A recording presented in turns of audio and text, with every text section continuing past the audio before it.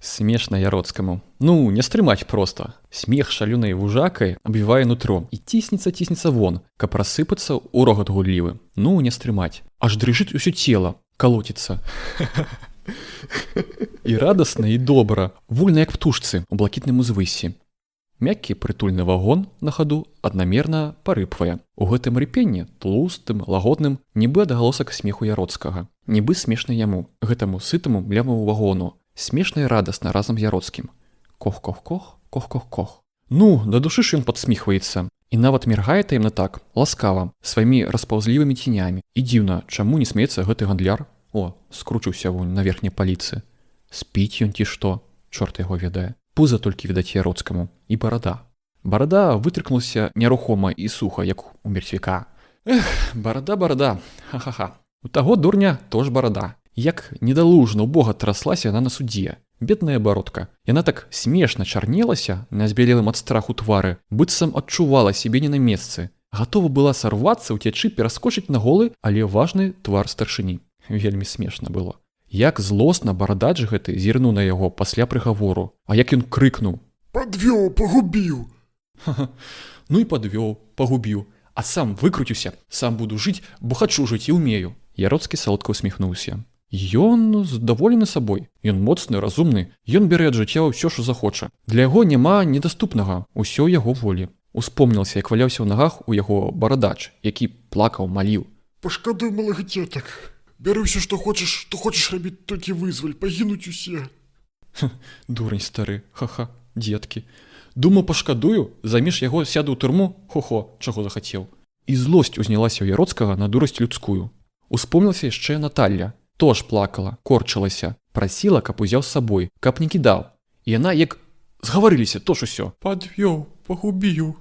Нібы слоў больш не ведаюць. Яроцкі зусім разлаваўся, прыкра стала. Пагасла радасць, здаволенне, лёг на канапу, каб заснуць. Паляжаў, паварочаўся, але не заснуў. І здалося, што гэта перашкаджае напорны пісклявы храп з верхняй паліцы. У вочы агіднаю плямай уткнулася круглае пуза. Ух, распароць бы яго. Устаў, штурхануў, той здрыгануўся з прасунку. «А, шо? Куды едзеце?» «У Гомель, а шо?» «Больш нічога». «Дык на шо вы мяшаеце спаць?» «Спеце, колькі ўлезе. Праваднік!» Гыркнулі дзверы. «Вы мяне клікалі?» «Як прыедзем у Н, разбудзіце». «Слухаю».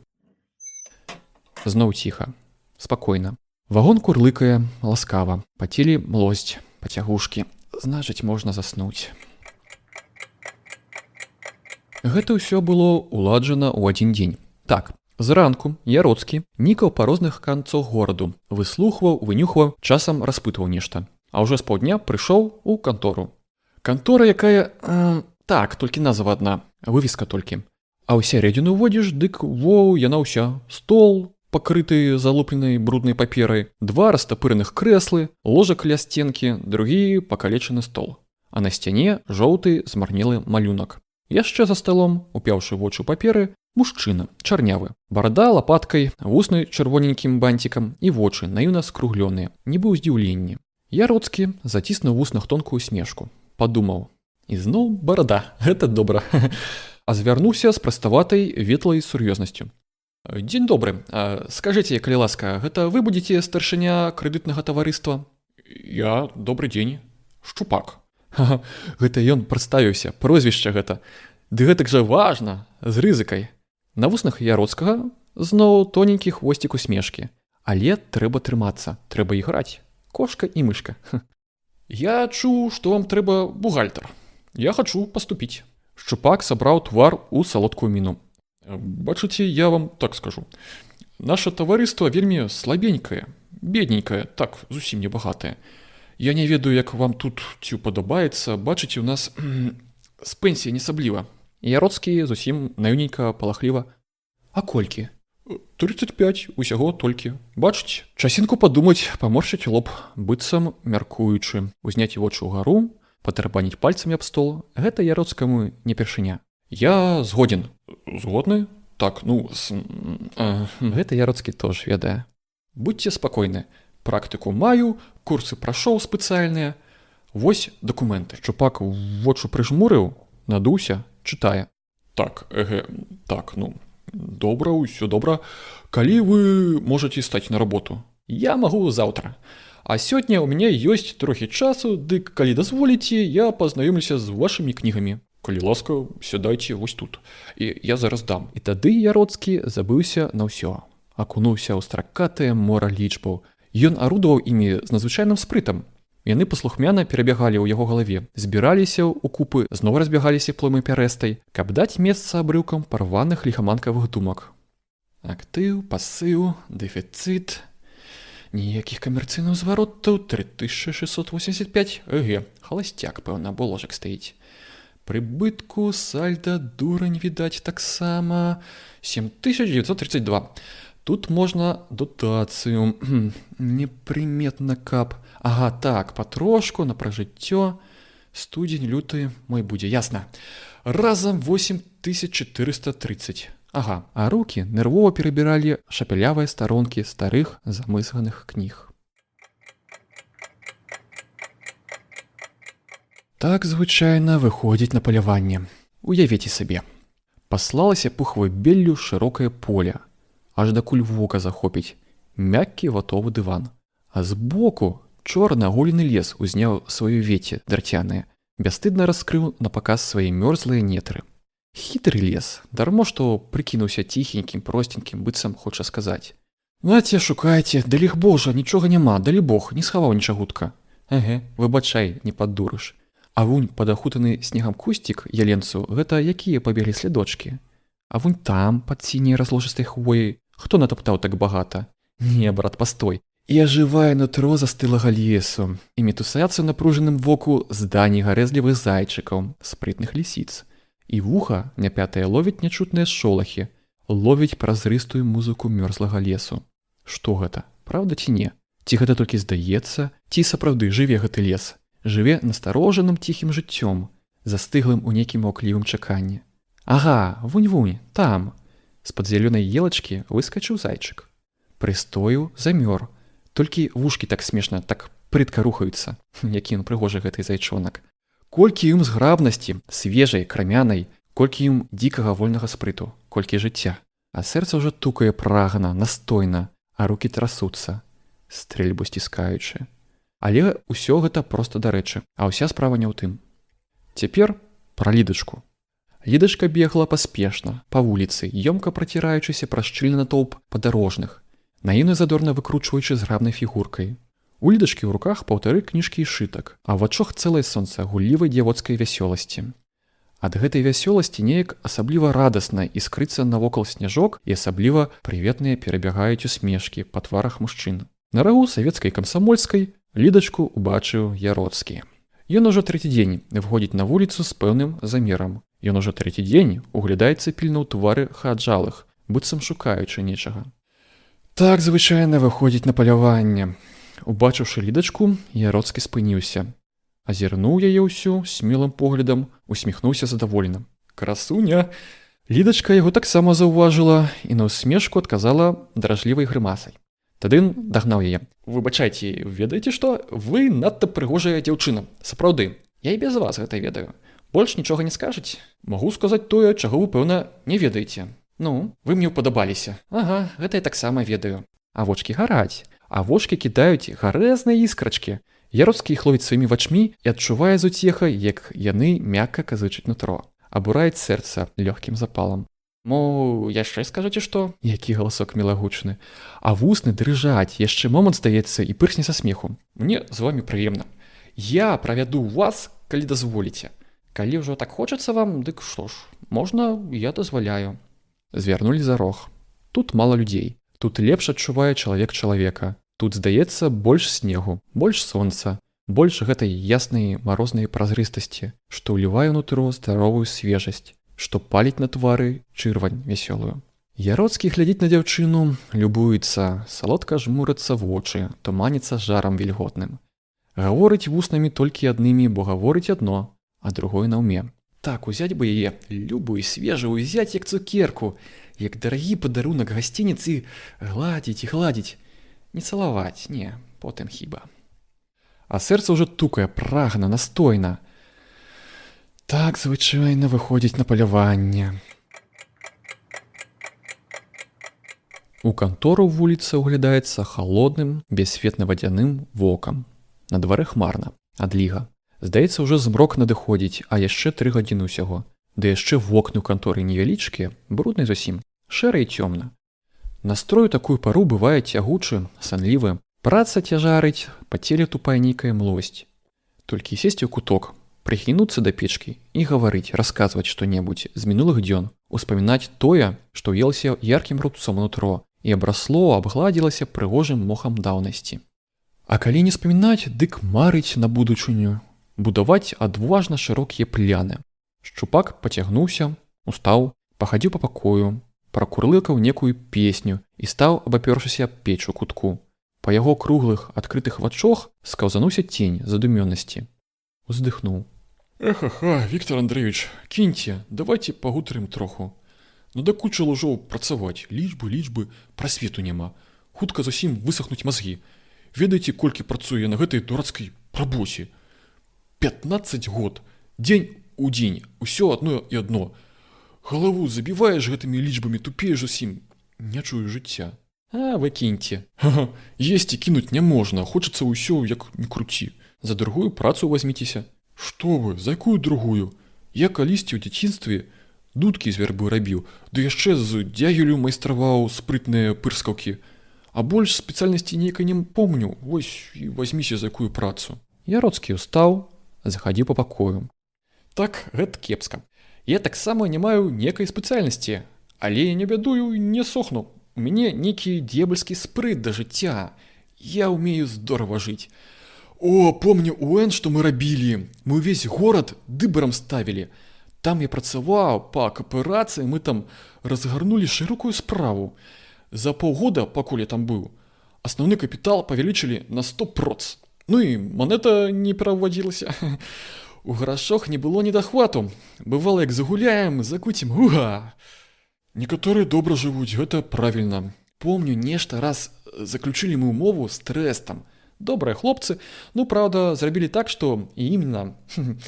Дык мы тады цэлых 3 дні без адхлыну гулялі. Дзяўчат панабралі, залезлі ў нейкі цёплы прытулак на край гораду. І чаго там толькі не рабілі. Эх, добром. Ёсць што ўспомніць часамі. Быў у нас адзін старыкан, дзядзя Костя, мы звалі яго. Дык ён, ведаеце, што вымудраў? І Яроцкі густымі яскравымі хварбамі стаў маляваць вострыя сцэны гулянкі, распутай. Ён мастацка расказваў. Ён умеў захапіць чалавека, умеў да болю напінаць струны яго пачуцця і граў на іх смела, рашуча, як віртуоз. Ён адразу знаходзіў унутры чалавека інстынкты звярыныя і ўспарваў іх, узбіваў у бурна шалёную пену, каб захлынула яна ўсё нутро, каб затапіла ўсё чалавечае. Шчупак слухаў яго, як зачарованы. Цяпер яшчэ больш скругленыя вочы яго блішчэлі нездаровым вострым агнём, а вусны, рухавыя, мокрыя, то сціскаліся сударгай, то распускаліся, расплываліся ў шырокую смешку грымасу. Раз по разу ён скорчыўся ўвесь, нахіляўся і рагатаў тоненька, брудна, як якоча паршывы шчанёнак. Не пазнаць было шчупака. Бедны стары халасцяк. А Яроцкі сам захапіўся. Ён ужо не расказваў, не, ён ужо прапаведваў, выкладаў сваю веру, сваю тэорыю жыцця. У гэты момант ён быў зусім шчыры. Ён гаварыў тое, у што верыў. І верыў у тое, што гаварыў. Кажуць так, жыві, а не гэтак тое рабі, а не гэта. Каму якое дело? Хто мае права мной кіраваць? Я жыву так, як хачу. Я жыву так, як мне прыемна. Я хачу ўзяць ад жыцця ўсё, што мне ўцеху дае, асалоду. Якое мне дело, што людзям дрэнна жывецца? Каб не было дурняў, дык што б тады было рабіць разумнаму? Я хачу жыць маё жыццё толькі маё, мне дарагое, і я жыву, і ні да кога мне дела няма. Сумленне, закон... Гэта ж для дурняў, а для сталопаў, для тых, хто сілы не мае ўзяць сваю долю. А я вышэй за ўсіх гэтых дрындушак. Я сам сабе пан. Слухаў шчупак, і пра дым у вачох яго шырока здзіўленых расла, узвышалася постаць Яроцкага, пакрывала яго сваёй буянасцю, прыціскала цяжкім аўтарытэтам, дражніла салодкасцю дзікай злачыннасці. І жыццё ўсё поўнае працы, сухой, аднастайнай, здавалася згубленым, пустым, як бясплотнае поле. Ужо сцямнела, і яны выйшлі з канторы, пашлі разам. У той вечар Шчупаку непрыемна было з непрывычкі піць, салодка даўкую гарэлку. І дужа прыемна было потым, едучы на рыпучым вазку, абмывацца свежым марозам. У тую ноч Шчупак першы раз за 40 год свайго жыцця спаў з прастытуткай і выклаў з кішэні апошнюю, размеркаваную на тыдзень пяцёрку. Ой, гэта жаночае сэрца. Яно такое мяккае і падатнае, як здобнае цеста, і ўвайсці ў яго, калі захочаш, так лёгка, як лёгка з брадлівай карове ўлезці ў чужое дабро. Нездарма ж матка Лідачкі пакахала Яроцкага больш, як дачка. Нездарма ж, калі прыходзіў Яроцкі, яна, падпёршы рукой бараду, падоўгу глядалася ў яго салодкім ласкавым поглядам, песячы недзе глыбока-глыбока ўнутры палахліва-ружовую думку. І браціннік Лідачкін тож пакахаў дзядзю Віцю. Ды як не кахаць, калі ён заўсёды цукеркі прыносіць і так высока-высока гоўтае на назе, што ж дух зацінае. А сама Лідачка жартуе, гарэзуе, як дзіцянё. Яна сварыцца з Яроцкім, заўсёды сварыцца, і будзе сварыцца, цэлы век будзе сварыцца, бо ён занадта думае аб сабе, а на яе глядзіць з нейкай паблажкай. Яна не пакажа яму, не пакажа ніколі, што ён падабаецца ёй. Ого, яму толькі дай зразумець. І калі прыходзіць Яроцкі, Лідачка з усяе сілы моршчыць свой твар, каб выйшаў сур'ёзны і безуважны, каб паказаць яму, што яе зусім не радуе тое, што ён нарэшце з'явіўся. А сэрца ж не ўбачыш, як яно тукае, як разрываецца проста ад радасці. О, каб убачыў ён сэрца. Яроцкі часта ходзіць да Лідачкі. Ён упарты і рашыў дасягнуць таго, што намеціў. У Лідачкі ён пазнаёміўся з Горскім, іхным кватарантам. Вось іх першая гутарка. Вельмі прыемна, Яроцкі. Горскі. Вы, здаецца, нядаўна прыехалі? Так, 2 тыдні ўсяго. Мабыць, хутка і паеду. Чаму? Не магу доўга сядзець на адным месцы. Цягне нешта, штурхае ў новыя гарады да новых людзей, да свежых уражанняў. Гэта, мабыць, ад тэмпераменту. Мабыць. Потым маўчалі троху, пакуль не стала нялоўка. Тады Горскі спытаўся: вы дзе працуеце? У кооперацыі. А вы? У палітасвеце. І ўсё. А вось іх думкі, аднаго аб адным. Яроцкі аб Горскім. Пэўна, камуністы. Нядурны, відаць, пачох. Трэба асцярожней. Горскі аб Яроцкім. Хлюст. Лідачку аднаго разу Яроцкі запрасіў тэатр. Як ішлі ў тэатр, жартавалі, смяяліся, штурхалі адзін аднаго. А назад ішлі моўчкі. Было ціха, бязлюдна. Гарадскі спакой. Чулы, старожкі. Навяваў палахлівы смутак. І Лідачка мягка тулілася да рукі Яроцкага. Яроцкага дражніла блізкасць Лідачкі, яе маладога свежага цела. Ноч спакушала сваёй глухатой і бязлюднасцю, і цяжка трымацца было, каб не схапіць, не сціснуць яе, гэтую мілую дзяўчынку, такую прывабную сваёй мяккай яшчэ дзіцячай наіўнасці. А Лідачка ўсё бліжэй, усё шчыльней тулілася да яго, люба звінела сваім галаском. Ну, кажыце што-небудзь, расказвайце. Чаго маўчыце, як воўк? Раскажыце што-небудзь цікавае. Тады ён пачынаў гаварыць. Дзіўны быў голас яго, грубаваты, абрыўчаты і нейкі глуха затоены. Лідачка, ці любілі вы калі? Вы ніколі яшчэ не любілі? О, вы не ведаеце, якая гэта радасць. Я знаю, я правду кажу. Гэта такая дзіўная, невымоўная салода, за якую можна многа даць. Вы палюбіце мяне, Лідачка, палюбіце. Я научу вас, як знаходзіць сабе шчасце. Я научу вас, як шэрае, нуднае жыццё можна аквяціць пастаяннаю ціхай радасцю. Я шчаслівы чалавек, Лідачка, моцны чалавек. Я знаю жыццё, я яго вывучыў. Лідачка маўчала. Лідачка не магла гаварыць. Аб чым ён гаворыць? На што ён думку наводзіць? Які ён дзіўны, таемны, і як прыгожа блукаюць чорныя цені на ягоным цвёрдым сур'ёзным твары. О, на што ён прыгожа такі. І да самай хаты Лідачка не сказала нічога, а ў хату ўвайшла ціхая, задумёная. Горскі не спаў яшчэ. Ён сядзеў у залі і нешта пісаў. Ён заўсёды многа працуе, сядзіць начамі. Сярдзіты, насуплены, відаць, злуецца на Лідачку. Мо ён кахае яе? Хай сабе, хай злуецца, не трэба мне, не трэба яго кахання. Даўганосы. Такая глухая зімовая ноч доўга паўзла для Лідачкі. Плакала Лідачка ў тую даўгую, цягучую ноч. Увага! Я буду гаварыць аб першым каханні дзяўчыны. аб тым, як красуецца пышнымі краскамі маладая душа, чыстая, як нябесны блакіт і глыбокая, як марское прадонне. Я буду гаварыць аб вясне некранутага сэрца, аб тым, як салодка поніцца яно мядовымі ўзмывамі, як бруецца яно пералівам дзівосным і разліваецца буенай атрутнай паводкаю. І яшчэ вось аб чым будзе мой сказ. Аб тым, як спрытны ліхі паляўнічы завабіў у сеткі свае дарагую дзяўчыну. Увага! Сэрца цвіце. У ім пеніцца чырванню, свежая незнаная радасць. У ім новая песня, злітая з вострых магутных акордаў. Як прыемна, як радасна плысці у гэтым ружовым тумане, што затуляе розум, прытомнасць, што абмывае нутро такім пякучымі хвалямі. Як прыемна, як радасна чуць гэту жаркую блізкасць, гэтую смелую сілу, што цягне к сабе, прымушае забыцца на ўсё чыста і глядзіць бясконца ў дзіўна глыбокія чорныя вочы. На двары завіруха, скавыча вецер за рогам, плача аб нечым ці што, мо гэта ў некага гора няшчасце якое. І ён так галосіць, заве на ратунак. Роем пасланцы пралетаюць, сняжынкі, сухія, халодныя, і ў зморы не могуць крыкнуць, ляпнуць у шыбу, а толькі шэпчуць. Бяссільна там, за акном. Выйдзі, зірні. Ён бярэ за рукі, сціскае. Ён глядзіць у самае сэрца сваімі вачмі, дзіўна глыбокімі, цёплымі.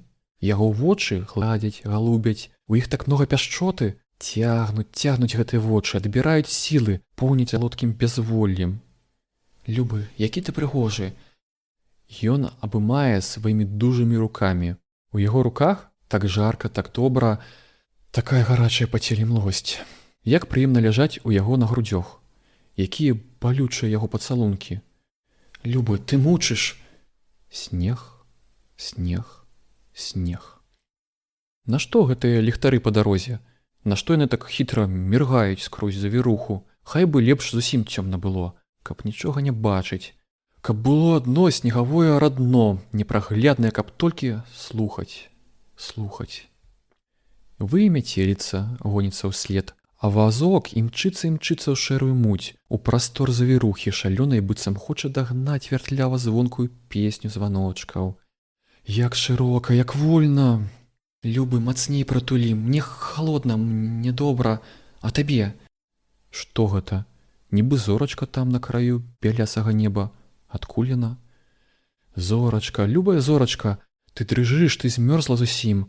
Адзінотная, бедная зорачка. Ці любіш ты? Ці ёсць у цябе хто, каб прытуліцца вось так, каб сагрэцца?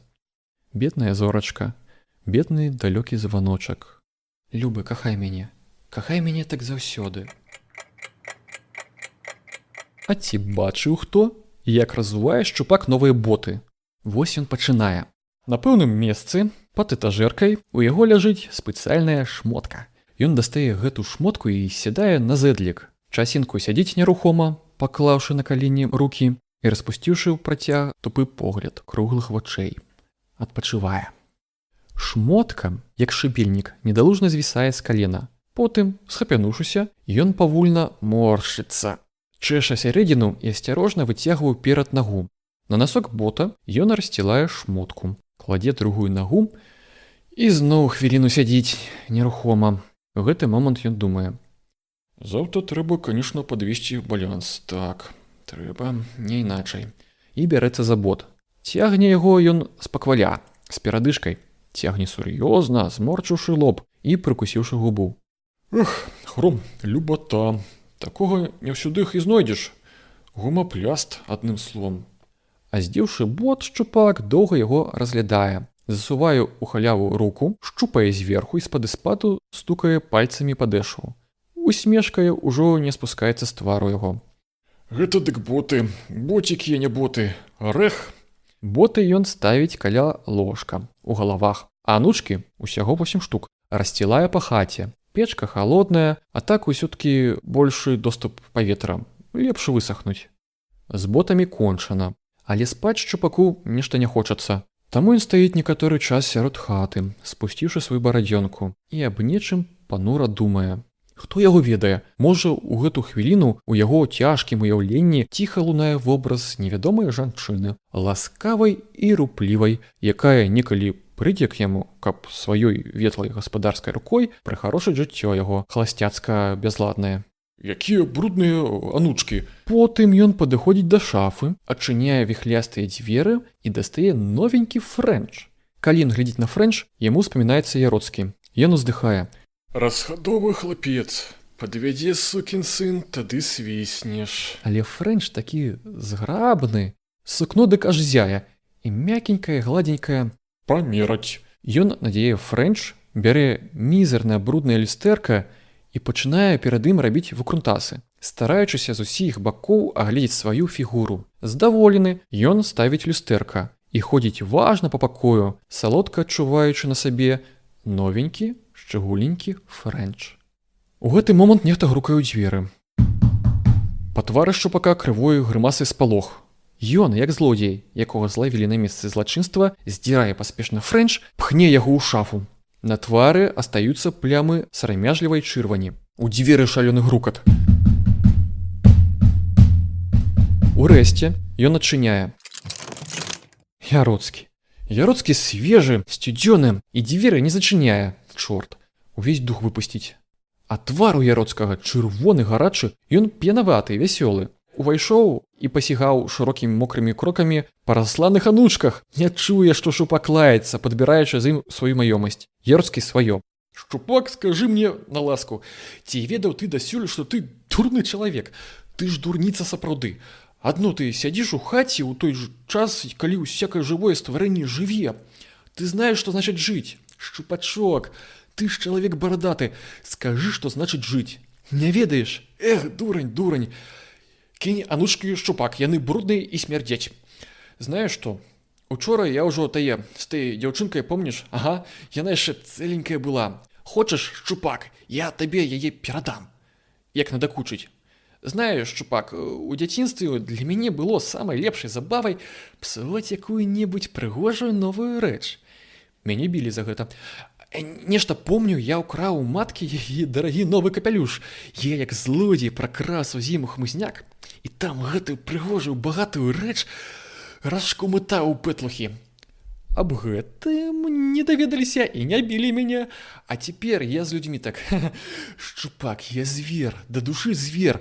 Мне дужа лёгка загубіць чалавека. Я і цябе пагублю, да душы пагублю. Ага, спалохаўся, дрыжыш? Не бойся, ты мне патрэбны. Мо ты хочаш грошы? Я дам, гэта ж нашы супольныя. Хопіць.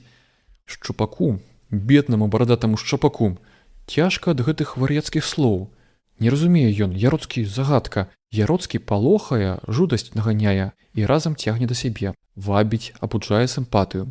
Вось хочацца проста абняць яго, як дзяўчыну, або пацалаваць у руку. Ён дзіўна прыгожы сваёй першабытнай дзікай сілай, сваёй звярынай свежасцю. Не, ён не пагубіць.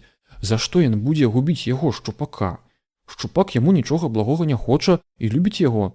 Яны прыячылі шчырыя, і хочацца гэта адзначыць, выказаць неяк. Ён насуплівае бровы, выпукляе трубачкай чырвоныя вусны і гаворыць груба, наіўна. Яроцкі, ты, чорт, дужа сімпатычны хлапец.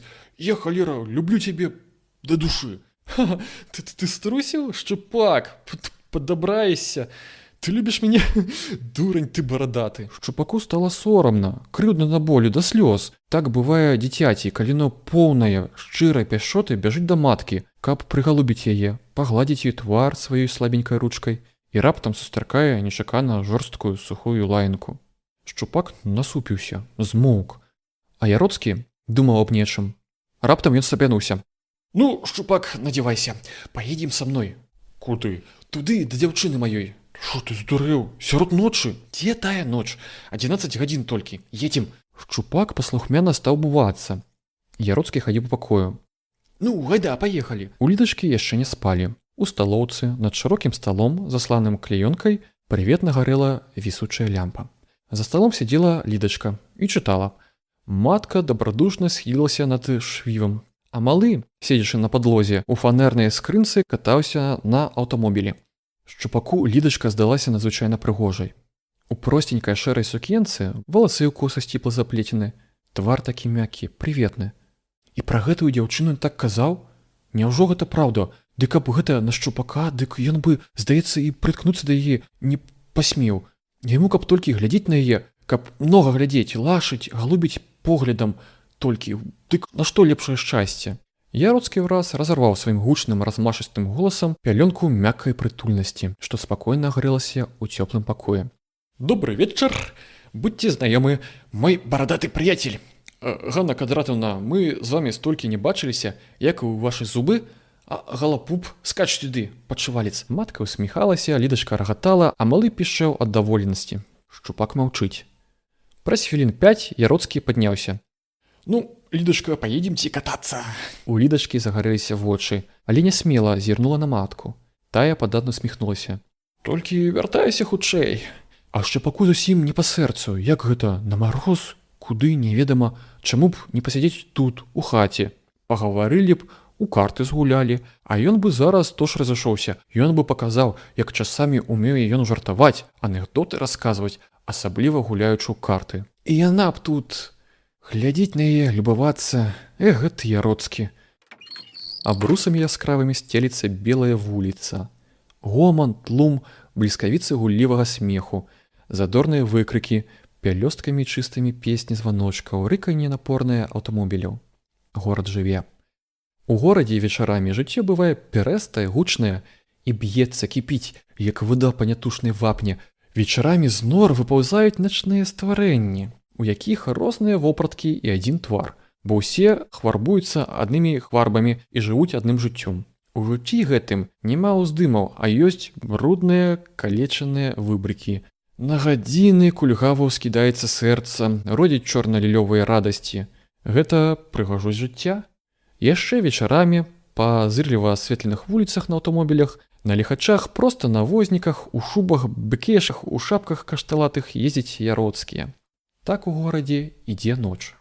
Гэта гніль, парахня. Каля бліскучага рэсторану Яроцкі загадаў спыніцца. Зайдзем павячэраць. Шчупак другі раз ужо тут, але адчувае сябе нялоўка, раскідана. Праўда, трохі лепш стала, як увайшлі ў асобны пакой. Як зачыніліся, асталіся ўтрох. Нават весялосць пачала ўзнімацца. Многа пілі. Усё. І Лідачка тож. Яна счырванелася ўся, і вочы яе заблішчэлі. Прыгажосць яе цяпер нейкая вострая, калючая. У вачох гуллівы задор, смеласць. Яна бессаромна цалуе Яроцкага, абымае, перасела к яму на калені, рагоча, нядобра так. Шчупаку успомнілася прастытутка, худая, шурпатая, скомчыў сэрца нейкі цяжарны боль. Нашто Лідачка гэтак, такая прыгожая, чыстая, нашто яна брудна так, усё роўна як тыя, што на вуліцы шлындаюць. А Яроцкі падлівае, прымушае піць. Віхаецца тлум у галаве, нутро ўзбураецца, гатова выліцца ў рогат звярыны ці ў песню гуллівую, або ў слёзы, горкія п'яныя слёзы. Па Лідачцы плакаць трэба. Так, трэба плакаць. А Яроцкі рагоча. Яроцкі загадаў, каб Лідачка з ім шчупаком цалавалася. Як гэта так? Ён з Лідачкай? Ён і дакрануцца да яе не важыцца. Яна ж такая прыгожая? Лідачка сама цалуе яго. Яна села к яму на калені, цягне за бараду, смеецца. Рукі міжвольна цягнуцца, мацаюць, горача як. Лідачка б'е яго па шчацэ і, смеючыся, перасядае к Яроцкаму. Яроцкі ўстаў, да яе, як да служанкі. Ну, хадзім. Выйшлі. Дарогай Яроцкі шапнуў шчупаку. Цяпер, к чортавай мацеры. Селі на вазок. Адляцеў злосна-вісклівы званочак. Шчупак астаўся адзін. Пастаяў хвілінку на месцы і пашоў, хістаючыся па вуліцы. Пашоў шукаць сваю шурпатую простытутку. Яроцкі не быў 3 дні ў канторы. За гэты час ён далікатна ціснуў дзесяткі рук і ў дзесяткі вачэй углядаўся з сяброўскай шчырасцю, усміхаўся ветла, адкрыта. Ён усюды пакідаў за сабой сімпатыю. Яму верылі ўсюды. Трохі цяжка, непрыемна было. Іншаму хочацца плюнуць у твар, таўхануць пад сківіцы, бо абрыдліўся надакучылі. А прыходзіцца скаліць прыветліва зубы і ціснуць, трэсці, ціснуць рукі пульхныя, вялыя. Гэта жыццё. У жыцці трэба іграць. Трэба змагацца. Каб жыць, трэба быць спрытным, разумным, трэба рваць з-пад зубоў у людзей ласы кавалак і спажываць яго пад віск скавытання гэтых абдураных дурняў. Гэта жыццёвы закон Віктара Яроцкага. Значыць, цэлых 3 дні Шчупак не бачыў Яроцкага. Ён турбаваўся, бо ў кнігах лыса бялелі пустыя старонкі, прасілі настойна балянсу, а звонкая скрынка з-пад грошай была пустая. Як увайшоў Яроцкі ў кантору, Шчупак, задраўшы ногі, ляжаў на ложку і глядзеў пустым поглядам у столь. Яго барадзёнка, зусім раскудлачаная, смешным сухім рагазём недалужна тырчала ўгару, як клок сена, кінуты на дарозе. Яроцкаму брыдкім здаўся Шчупак. Захацелася пхнуць яго выспіткам, як сабаку паршывую. Але не можна. Рана яшчэ гэты дурань нікчэмны павінен служыць. Трэба і з ім так, як з тымі. Здаров, Шчупак, ну як ты тут маешся? Па мне замаркоціўся. Чакаў цябе, тут жа не можна. Збег невядома куды, а тут сам знаеш парадак які. Я, брат, рабіў вялікую справу. Я зрабіў тое, што цяпер нашае таварыства вырасла ў зусім паважаную установу. Вядома, гэта пакуль не ўбачылі нашу кантору і цябе, старшыню загадчыка гэтай канторы. Ты ведаеш, які ў нас асноўны капітал? 100 000. Маем 5 прадпрыемстваў і яшчэ 3 адчыняем. Здорава? Слухай, Яроцкі, на што гэта? Як на што? Дурань ты, дурань. Слухай, барада. І разумей вялікую мудрасць жыцця. Мне трэба здаволіць свае патрэбы. Мне трэба есці, піць, браць прыгожых дзяўчат. Людзі чамусьці зрабілі так, што гэта ўсё прадаецца за грошы. Значыць, мне трэба грошы. Зразумела? Цяпер слухай, што я задумаў. Ён паклаў руку на плечо Шчупаку, нахіліўся і пачаў гаварыць роўным і цвёрдым голасам, спакойна ўзіраючы Шчупаковы круглыя вочы. Шчупак слухаў напружана, зацяўшы дыханне. Лічбы, грошы, шмат грошай. Столькі, што стане на 20 гадоў. Нашто тады гэта служба, мадзенне? Тады кватэру лепшую, вопратку, хутру абавязкова, такую, як высталена там, у акне магазыну. І бялізну таксама, парфумы, а можа 40 гадоў, дык што там? Можа знайсці такую, не зусім прыгожую, не трэба, каб простая, ласкавая, каб з ёй звіць гняздзечка, каб прытуліцца адно к аднаму. Які спрытнікі і разумны гэты Яроцкі. Мабыць, сама доля паслала яго, каб падняць на ногі старога Шчупака. А колькі ён сілы! На яго смела можна пакласціся, ён пераможа ўвесь свет, калі толькі захоча. Вунь ён які, вочы якія сталёвыя, цвёрдыя, бровы насуплены, твар камень. Гаворыць як, кожнае слова загад, кожнае слова закон. О, які добры ў Шчупака прыяцель! За такім Шчупак пойдзе хоць на краі свету, абы толькі не кінуў, абы не прагнаў. Ды не прагоніць, за што? Шчупак будзе слухаць яго, будзе рабіць усё, што ён загадае, будзе служыць яму, як парабак, як сабака. Яроцкі ўжо не гаворыць, ён смяецца адкрыта, проста б'е па плечы Шчупака. Ну як, дзед, зробім так? Зробім, Яроцкі, зробім.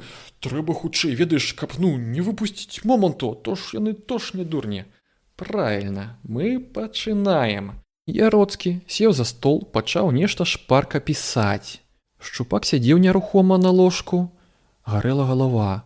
У ёй не думкі, а стрыкатыя, балючыя, як агонь, вобразы бліскавіцы.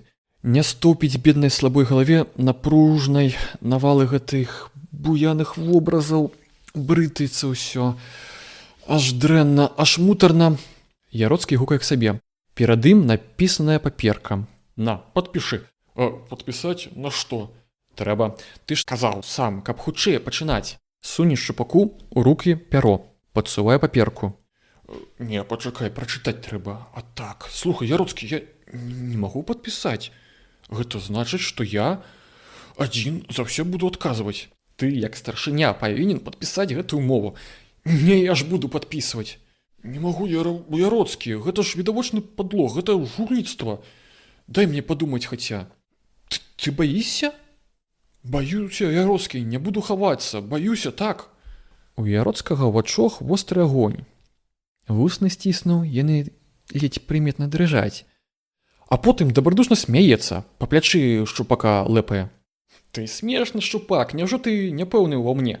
Няўжо ты мне не можаш паверыць? Ха-ха, дзівак, калі што, дык я тоже не выкручуся. На, падпішы ўсё роўна. Шчупак падпісаў. Ён не мог не падпісаць. Яроцкі добра знаў гэта. Момант развагі. Гэта што ж, можна. У яго ж сумленне, ха-ха, падлог жульніцтва. Шчупак адышоўся, зноў сеў на ложак. Ці гэта здалося яму, ці сапраўды ўслед засмяяўся Яроцкі жудасным смехам сіпеннем. Не, гэта так, шуміць галава. Вон ён сядзіць нерухомы, сур'ёзны, думае нешта. Гэта здалося. О, Шчупак верыць Яроцкаму. Дзве дзяўчыны-прыяцелькі, лежачы разам у ложку, сагрэўшыся шчыльнай блізкасцю целаў і гарачым хваляваным расчульных сэрцаў, могуць правесці палкай абрыўчатай гутарцы цэлую ноч. Так, і гэтая ноч потым здаецца нейкім трызненнем, чму той яе не ўспамінаюць, бо дзяное святло, цвяроза, як старая бабулька, не родзіць ужо тая п'яная шчырасці таго бесперапыннага жаркага ўздыму. Уначы, толькі ўначы плачуць дзяўчаты, абдымаючы адна адну, цалуючы мокрымі вуснамі. І ўначы толькі смяюцца поўным нутром, схаваўшы твар у падушку. Так праводзіла ноч адну Лідачка сваёй прыяцелькай Нінай. Ніна – статная зграбная дзяўчына. Твар даўгаваты, занадта чырвоны, вочы вадзяна-блакітныя, нос даўгаваты. Я б сказаў, непрыгожая. Прыгожа ў Ніны каса. Даўгая, таўстая, мяккая, русая. Касу Ніна заўсёды спускае. І, калі гутарыць з кім, перакідвае наперад. Лідачка асталася начаваць у Ніны. Як ляглі, сперш патузаліся, каб сагрэцца. Потым абняліся туга і пачалі цалавацца. Пастанова. Не спаць цэлую ноч, а гутарыць. Усё чыстенька адна аднай расказаць. Што Ніне расказваць? Яна зусім нічога не ведае. У яе жыцці не было нічагутка. Яна нават яшчэ не кахала. І ніхто не кахаў. Во, Лідачка. О, ёй ёсць аб чым гаварыць. Хай толькі слухае Ніна. Уважліва слухае. Ды яшчэ прысягне, хай спачатку, што ніколі, нікому, аж да саменькай смерці, не скажа ні слова. Ніначка, любая, ты не ведаеш, як гэта добра. Ён мяне дужа кахае. Сапраўды, я і сама раней думала, што, упадабалася троху. Думае, дзяўчоне што, можа пагуляць, так сабе, жартам. Аж не, сапраўды кахае. Я ўжо ведаю, я адразу бачу. Каб ты ведала, Ніначка, як ён часамі глядзіць на мяне. Вочы гэта чарнюшныя, як вугаль, ды блішчаць. Ён часам возьме мяне на рукі, ды носіць як дзіцянё. Далі Бог, Ніначка, смешна так. Ён моцны дужа, моцны, у яго рукі проста жалезныя, сапраўды. А прыгожа які, ты бачыла? Я таксама яго дужа кахаю. Ніначка, дзетачка, мне дык заўсёды хочацца яго цалаваць. Далі Бог, здаецца, цалавала ўсё жыццё, вот так, во. Нінка, я зусім дурная, сапраўды. Гавару, няма ведама што, але я зусім рэдка яго цалую. Ого, няхай ён мяне, калі хоча, а я і хачу, ды не буду. Во. Лідачка, раскажы, як ты з ім? Што табе расказаць? Мы з ім катаемся часта. Паедзем за горад, далёка-далёка. Там адзін снег кругом, бела-бялютка. Ведаеш, гэта дужа прыемна. Пуста, нікога няма, адно поле. Ён так моцна абыме, прытуліць. І не холодна, не. Раней дык ногі мёрзлі, а цяпер у мяне цёплыя боцікі. Ты бачыла мае боцікі? Праўда, любенькія? Вось. А потым заедзем куды? Вячэраем, п'ем віно, шампанскае. У яго, ведаеш, дужа многа грошай. Ён багаты. Лідачка, родненькая, я далі Бог нікому. Скажыце, ты аддалася? Лідачка хавае саромліва твару падушку. Гаворыць глуха, ледзь чутна. Ага. І раптам хапае Ніну, абымае парыўчата. Нікому не скажаш? Што ты, нікому ў жыцці? Толькі, Лідачка, ты раскажы. Раскажы, даражэнькая. Лідачка прыхіляе вусны да самага вуха і шэпча. Потым часінку моўчкі ляжаць, думаюць кожнае сваё. Ніна нясмела пытаецца. Ці ён з табой ажэніцца? Не ведаю. Ды мне ўсё роўна. Цяпер не глядзець на гэта. Гэта раней, ды каб абавязкова выскачыць замуж. А цяпер інакш. Ты яшчэ не ведаеш, я табе зараз скажу. Цяпер галоўнае – гэта пажыць. Так пажыць, каб было чым успомніць. Ніначка, што за карысць, калі я выйду замуж? Што тут прыгожага? А так весело, радостно, добра жывеш і не прымячаеш, як цягнецца час. А каханне гэта ж такое шчасце, такая ўцеха, каб ты ведала толькі. Ну, калі іншая, непрыгожая, брыдкая, дык хто на яе і паглядзіць? Такая ўжо доля яе, нешчаслівая. Яна і век пражыве, а не пазнае, што значыць кахаць. Ніначка, дзетачка, ты што, ты плачаш? Чаго? Кінь, сапраўды, ты таксама можаш знайсці, хто цябе пакахае, далі Бог. Думаеш, што зусім непрыгожа? Што ты? І не гэткіх кахаюць. Ну кінь, дзетка, не плач, а то я зараз зарумзаю. Ну, знаеш што, Ніначка, я цябе пазнаёмлю з таварышам Яроцкага. Праўда, ён паджылы, але нішто яшчэ. Ты яму згадай, каб ён згаліў бараду. Дык зусім будзе прыгожа. Мы тады разам будзем гуляць, будзем катацца, куціць, у тэатры хадзіць. Ну кінь, Ніначка, ну не плач. Як табе не сорамна, кінь, а то я зараз таксама заплачу. Уначы, толькі ўначы плачуць звычайна дзяўчаты-прыяцелькі, абнімаючы адна адну, цалуючы мокрымі вуснамі. Назаўтра ўвечары Шчупак сядзеў у Лідачкі. Адчуваў сябе так, як аматар-актор, што першы раз выйшаў на сцэну. Дзіва, ці думаў ён калі, што ім зацікавіцца маладая дзяўчына? Самая сапраўдная прыгожая дзяўчына. Яна прыгожая, вядомая, не такая прыгожая, як Лідачка, бо такіх і наогул няма больш нідзе, але ў яе вочы блакітныя, чыстыя, і ў яе вусны, як журавіны, а косы дык лепш, як у Лідачкі. Шчупак не глядзіць на яе, неяк страшна, толькі так, з-пад кратня, не ў прыкметку, каб і яна і ніхто не заўважыў. І гаварыць з ёй не важыцца. Аб чым з ёй гутарыць трэба? Яроцкі шкеліць, пад'южвае. Шчупак, ты як ішоў з канторы, не прыглянуў тую лінейку, што вісела на сцяне, ля акна? Шчупак так наіўна. Не, дзіўна. Чаго ж ты сядзіш так проста, як кол? Усе рагочуць. Шчупак сарамліва гарбаціцца. Чорт гэты Яроцкі, што ён выгадвае? А Яроцкі зноў. Шчупак, да цябе не прыходзіў сёння адзін трубачыст. Трубачыст? А што яму трэба? Ды ён пытаўся, ці не прадасі ты сваю бараду. Памяло яму трэба зрабіць. Зноў рогат, Шчупак чырванее. Рука міжвольна цягнецца к барадзе. Рогат мацнейшы. Шчупак не ведае, што рабіць, і лае ў думках Яроцкага. Горш за ўсё, калі ў вушу праскочыць рассыпчата звонкі смех Ніны. Тады не сядзіцца на месцы, хочацца нешта зрабіць, паказаць, што ён не такі ён зусім, як яны думаюць, што ён умее сказаць, жарт спрытны выкінуць. Перад тым, як разыходзіцца, усе выйшлі на вуліцу. На двары цёпла, адліга. Яроцкі папрабаваў, ці добра кончыцца снег, і шыбануў у Лідачку. Тая назад, пачалі ў снежкі гуляць. Абудзілі жывой сумятнёю цішу сонныя вуліцы.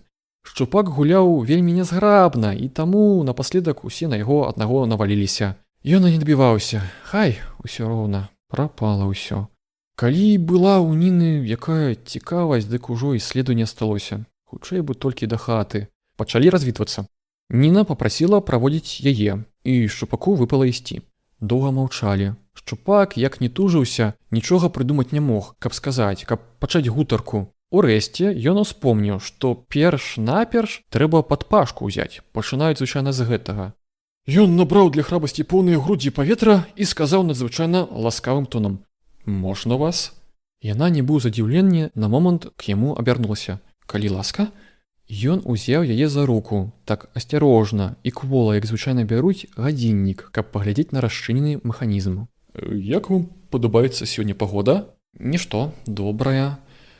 Цёплая, можна хаця б прайсці пагуляць, а то цалюткі дзень сядзіш, працуеш». «Вы многа працуеце?» «Я вучуся і апрача таго бяру розную работу, каб зарабіць што на пражытак. Але я люблю працаваць, мне не цяжка». «А я дык зусім не люблю. Мне дужа надакучыла працаваць. Я, можа, і зусім кіну». «Як гэта? А жыць вы з чаго будзеце?»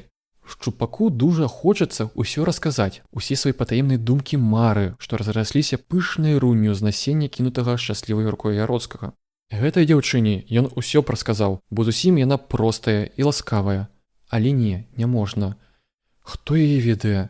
Лепш пра яе распытаць. «Скажыце, Ніна, вы адна жывяце ці ў сям'і?» «Адна. Сям'я мая на вёсцы, я ўжо год нікога не бачыла. Ёсць тут знаёмыя, я да іх адразу прыехала, потым паступіла вучыцца, стала шукаць работы. Яна разгаварылася і жвава, з дзявоцкай паспешнасцю і бессістэмнасцю расказала яму ўсё жыццё сваё. Потым ён пачаў расказваць.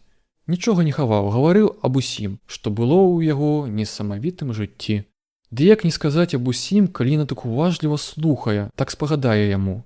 Ці быў хоць раз у жыцці ў яго гэткі выпадак, каб старонні чужы чалавек так чула, так мякка прыслухаўся да яго шчырых прызнанняў.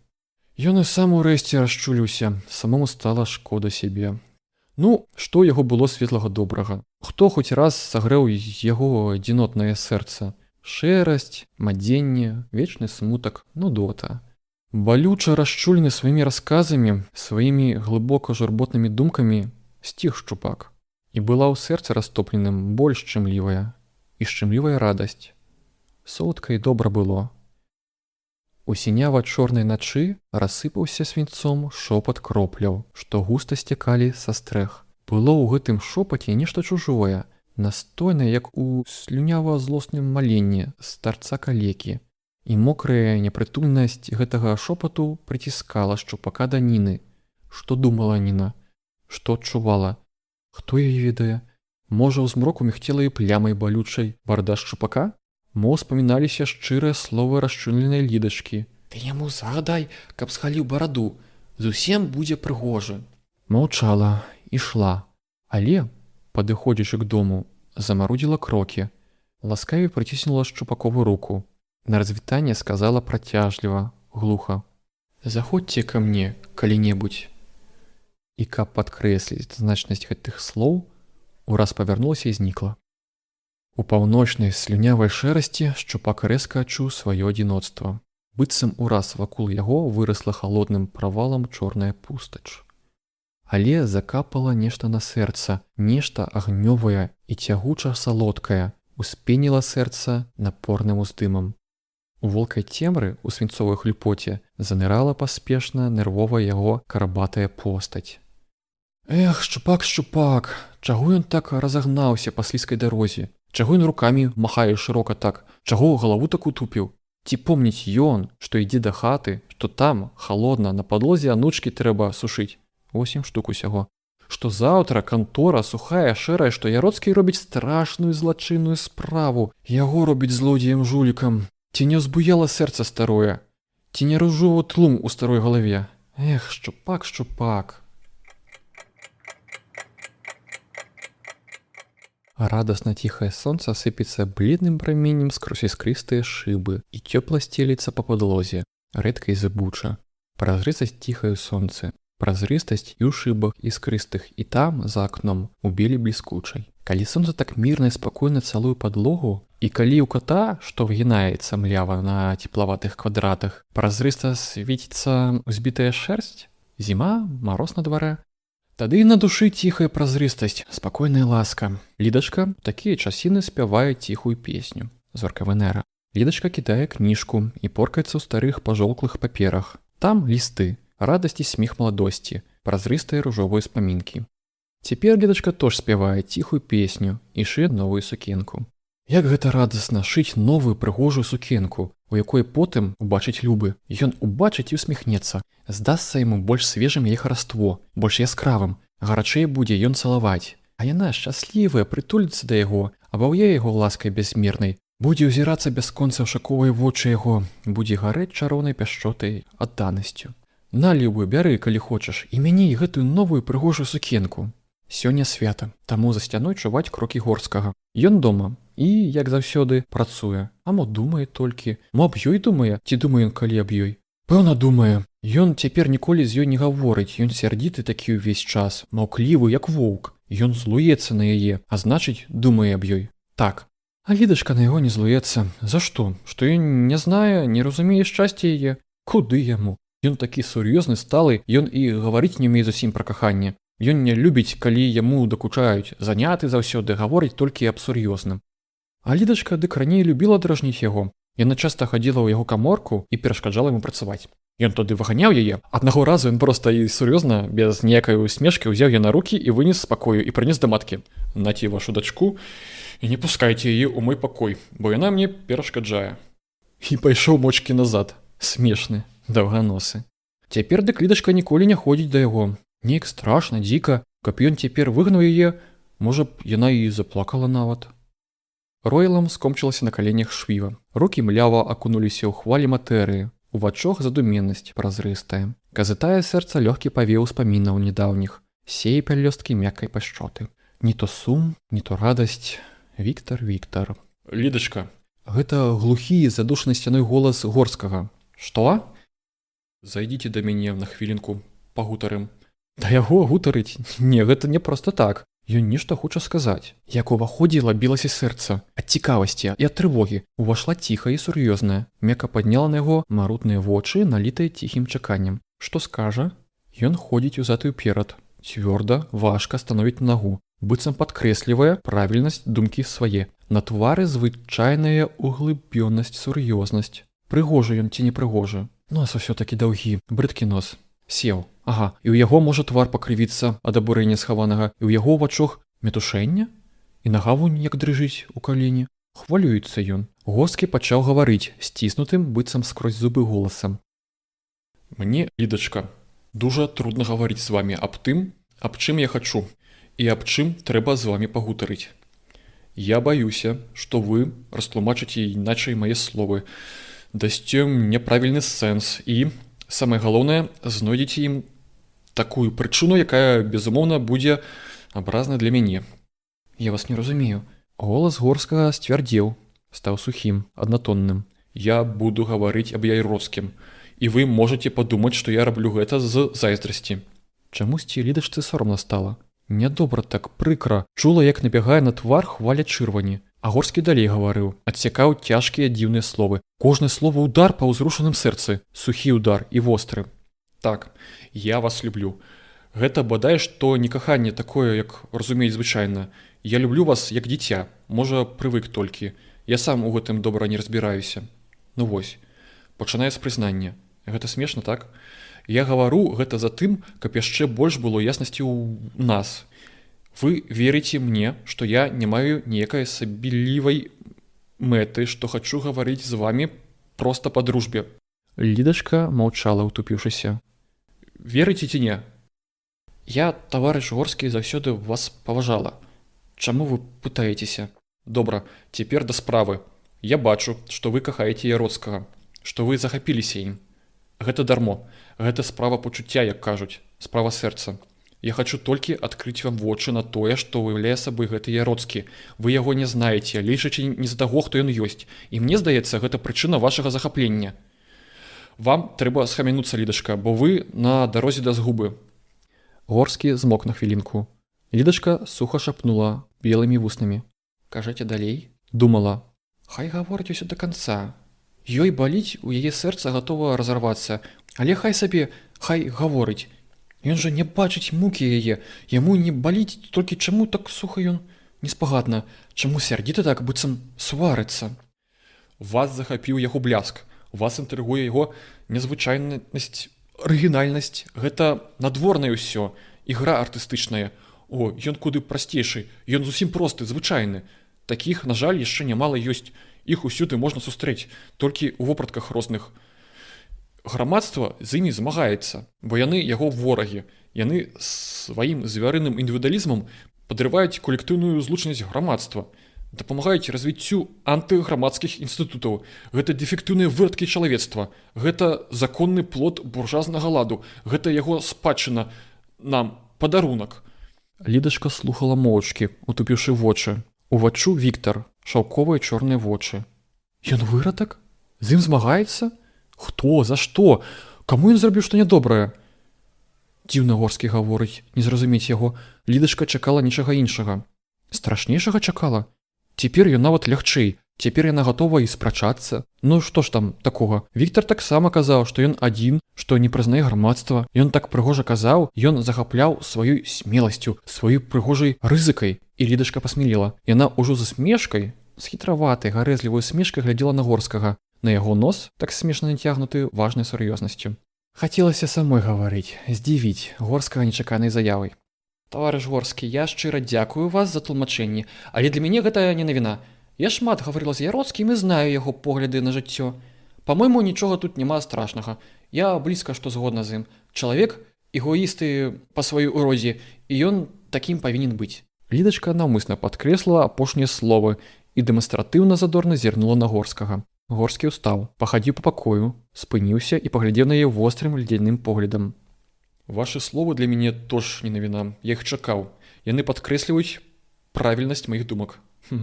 Значыць, вам падабаюцца гэткія людзі? Вы гатовы далучыцца да іх поглядаў на жыццё? Вось у гэтым якраз і памылка ваша, ад якой мне хацелася б вас перасцерагчы. Лідачка, мне не хацелася б гаварыць груба і жорстка. Вы мяне выбачце. Вы ведаеце, як завецца на мове грамадскай думкі Яроцкі? Ведаеце, хто ён такі? Горскі спыніўся. Гэта наўмысле ён так, каб мацней уцяць Лідачку. Лідачка гэта разумее, але няхай яна вытрымае. Яна здолее выслухаць да канца яго сухія жорсткія словы. Яроцкі жулік. Так, самы звычайны. Ён злодзей, які толькі дзіўным выпадкам не сядзіць у турме. Вы гэта ведалі? Кожнае слова свінцовым націскам, кожнае слова ўдар, быццам кат, быццам наўмысля хоча мучыць і рваць, а знебелае сэрца. Але як ён смее? Хто даў яму права так гаварыць? Хто дазволіў яму абражаць яе любага, таго, хто так многа ёй даў, праз каго яна так глыбока, так моцна шчасце пазнала? Віктар, любіў Віктар, каб быў ён тут, каб чуў сам гэту абразу, сам сябе абараніў, бо яна ж зусім слабая, яна не здолее быць яго баронцам. А як жа тукае сэрца, як кіпіць унутры, як хочацца кінуцца зверам на іх, на ўвесь свет, на ўсіх, хто супраць яе мілага, хто так абражае яго. Гэта няправда, вы лжыце, вы наўмысля хочаце яго чарніць, і гэта нядобра рабіць так. Горскі стаіць перад ёй моўчкі, усміхаецца. Усмешка гэта нутро ледзяніць. Цяжка яна, як гнёт стопудовы. Гэта лёгка давесці. Ён атрымлівае 40 рублёў у месяц. Значыць, усе гэтыя гулянкі, увесь гэты бляск ён дасягае зладзействам. Ён казнакрад, гэта першае. Не, досыць ужо. Яна нічога не хоча больш слухаць. Яна больш не вытрымае. Яна не верыць, гэта наўмысле, гэта па злосці, якія нядобрыя ўсе. Што ім трэба ад яе, каму яна перашкаджае, на што так мучыць, так здзеквацца? Горскі сядае з ёй поплеч. Ён пытаецца ўжо зусім іншым, мяккім, пяшчотным голасам. Чаго вы плачаце, Лідачка? Яна плача. Яна сама таго не заўважыла. Трэба стрымацца. Не трэба паказваць яму свайго пачуцця. У мяне баліць галава. Я пайду, лягу. У хаце нікога няма.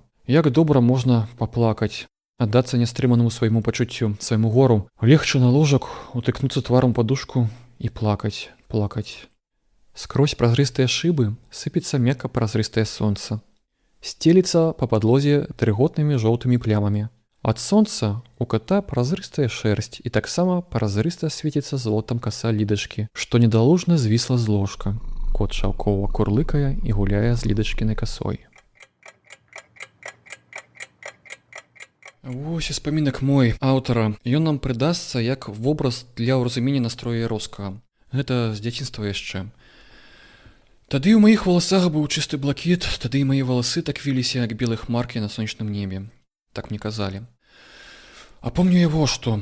Ясны летні паўдзён. Здаецца, што сонца зусім спусцілася на зямлю і расплылося густое, пякучае, абліло ўсё чыста варам квяцістым. Усё застыгла. Сад разлівае салодкі густы арамат. Арамат гэты звонкі, жывы, бо ім распусціліся і напорна траскучае верашчанне скачкоў і блакітны званочак песні жарунковай і масляністы клёкат сялянскіх вазоў там недзе на вёсцы. Помню, што я ў той паўдзён прыслухаўся першы раз да ўрачыстасці прыроды. Кажу, прыслухаўся, бо няма ж таго слова, якім можна выказаць стан дзіцяці, калі яно ўсё раскрываецца, як пялёсткі нейкай казачнай кветкі, каб уліць і ўвабраць у сябе песню жыцця, каб злавіць сваёй чуласцю кожны пераліў урачыстай гармоніі. Я стаяў зачарованы. Мне здавалася, што і ўсё навокал зачарована, што таму і самлела ўсё чыста, што я сам зараз самлею. І ў гэты момант я пачуў над сабой звонкі імпэтны гуд. Я не знаў, дзе ён, адкуль, ці гэта пчолы, ці так, што я не разважаў. Адно чуў, што гуд гэты не зліваецца з той агульнай дзівоснай гармоніі, што ён рэжа яе, дзіка праз яе прыдзіраецца. Мне стала страшна. Я з жахам прыслухоўваюся, як расце гэты гуд, як набліжаецца. Я хацеў уцячы і не мог, бо не знаў, куды ўцякаць, у які бок. Я стаяў і чакаў. Я гатоў быў кожную хвіліну закрычаць, падняць дзікі шалёны гвалт, зваць на ратунак. А гуд усё рос, усё гусцеў і шырэў. Здавалася, ён паступова упарта акружае мяне, што насуваецца ён разам з усіх бакоў, магутны і злосны, бязлітасны. Яшчэ момант і спасцігне ваўе ўвап'ецца ў цела болем страшэнным. Урэшце я не стрымаў. Я кінуўся ніц у траву і заплакаў. Плачам я хацеў заглушыць гэты гуд, але ён настойна ўрываўся ў вушы і паліў нутро агнёвым спалохам. Я біўся ў траве падстрэльнай птушкай, я плакаў, крычаў, ахоплены жудасцю. Потым мяне падняла маці і заспакоіла. Якраз над маёй галавой на яблыні звіўся пчаліны рой. Мяне тады не ўкусіла ніводная пчолка. Гэта можа за тым, што тады ў вачах маіх быў чысты блакіт, а валасы так віліся, як белыя хмаркі на сонечным небе. Пасля мне смешна было, і цяпер смешна, а расказаў я гэта толькі за тым, каб даць вобраз настрою Яроцкага. Быў адзін дзень, калі Яроцкі у гарачай жыццёвай сумятні ў пярэстай кіпучай штодзёншчыне раптам пачуў небяспеку.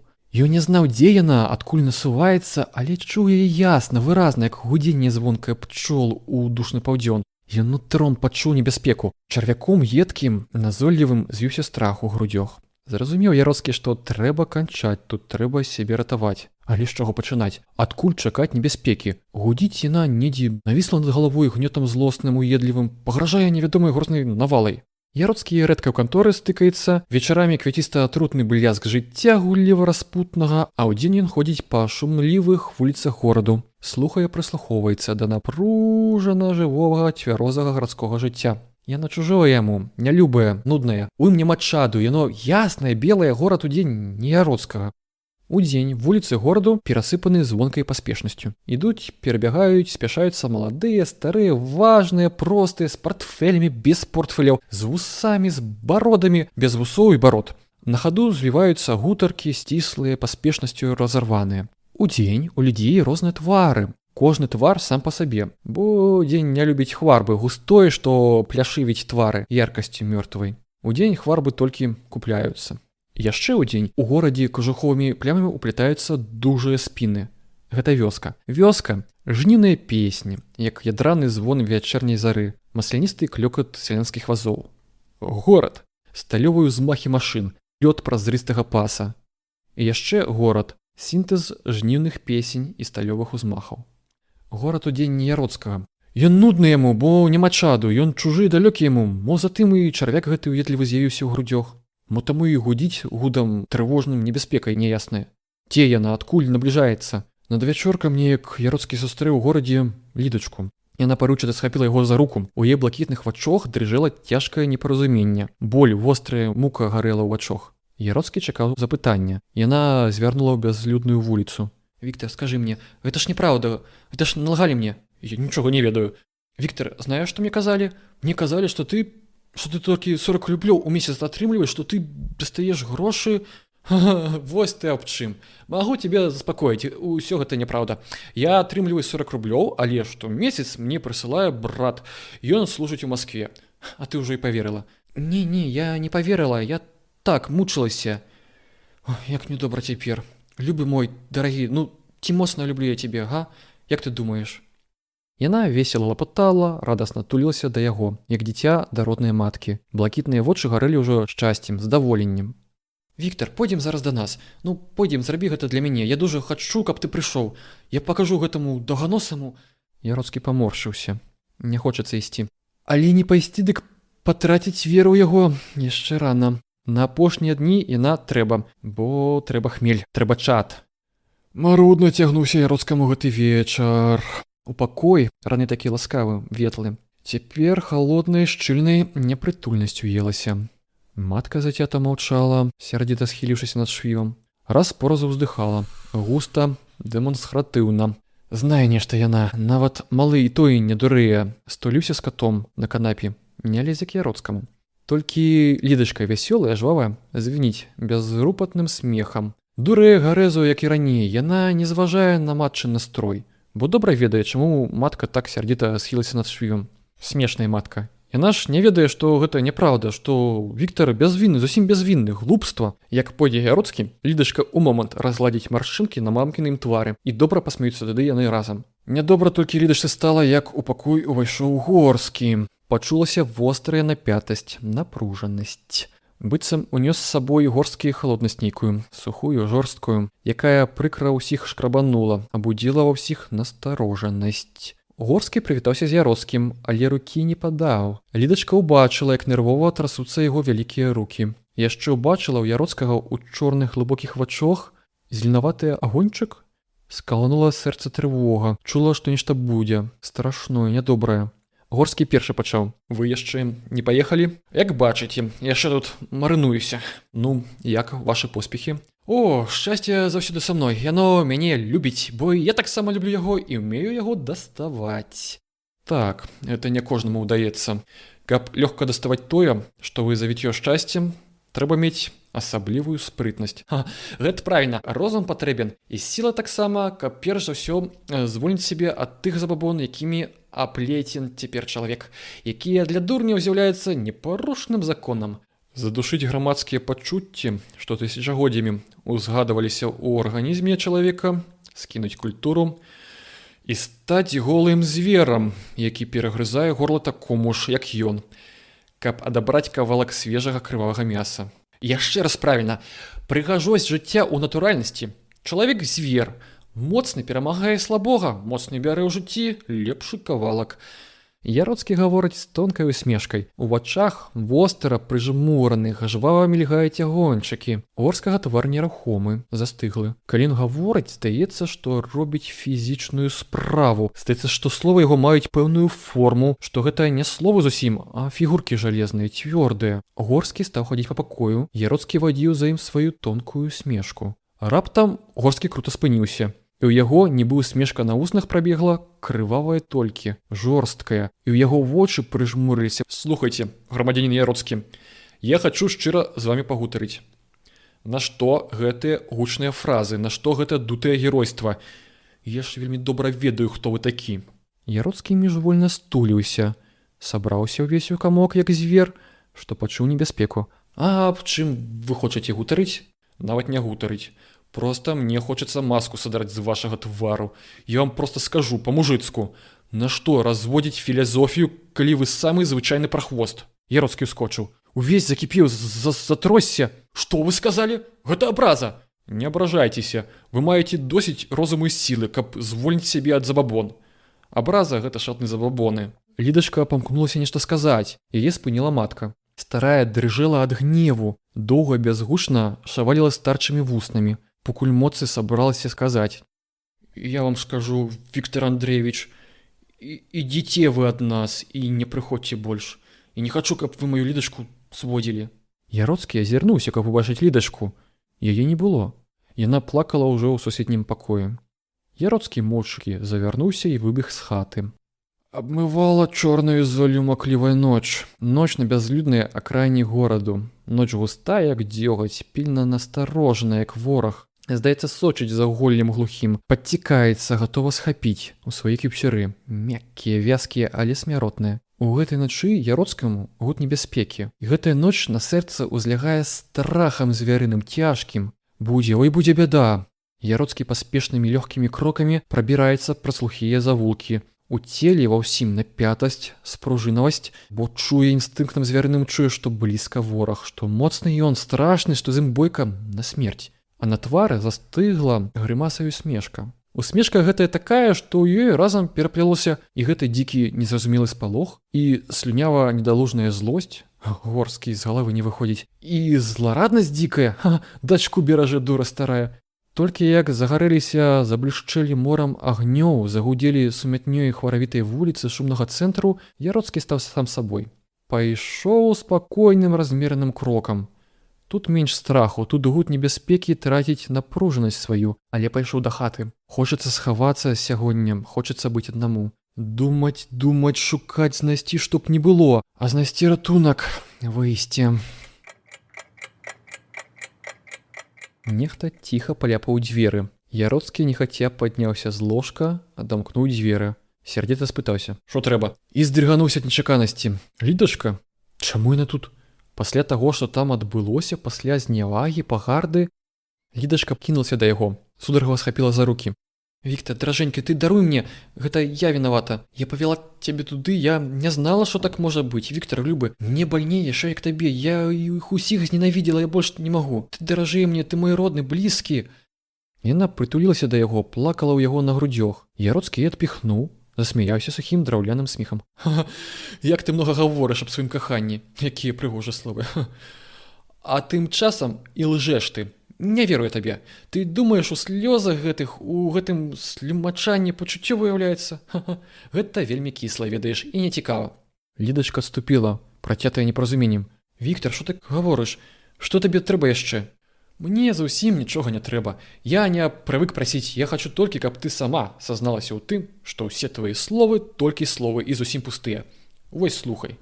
Усё тое, што ты чула пра мяне, усё тое, што казаў гэты Горскі, усё гэта праўда. Так, больш таго, яны мо 100-ую частку ведаюць толькі. Я злачынец, я прахвосты чалавек, які згубіў усё чалавечае.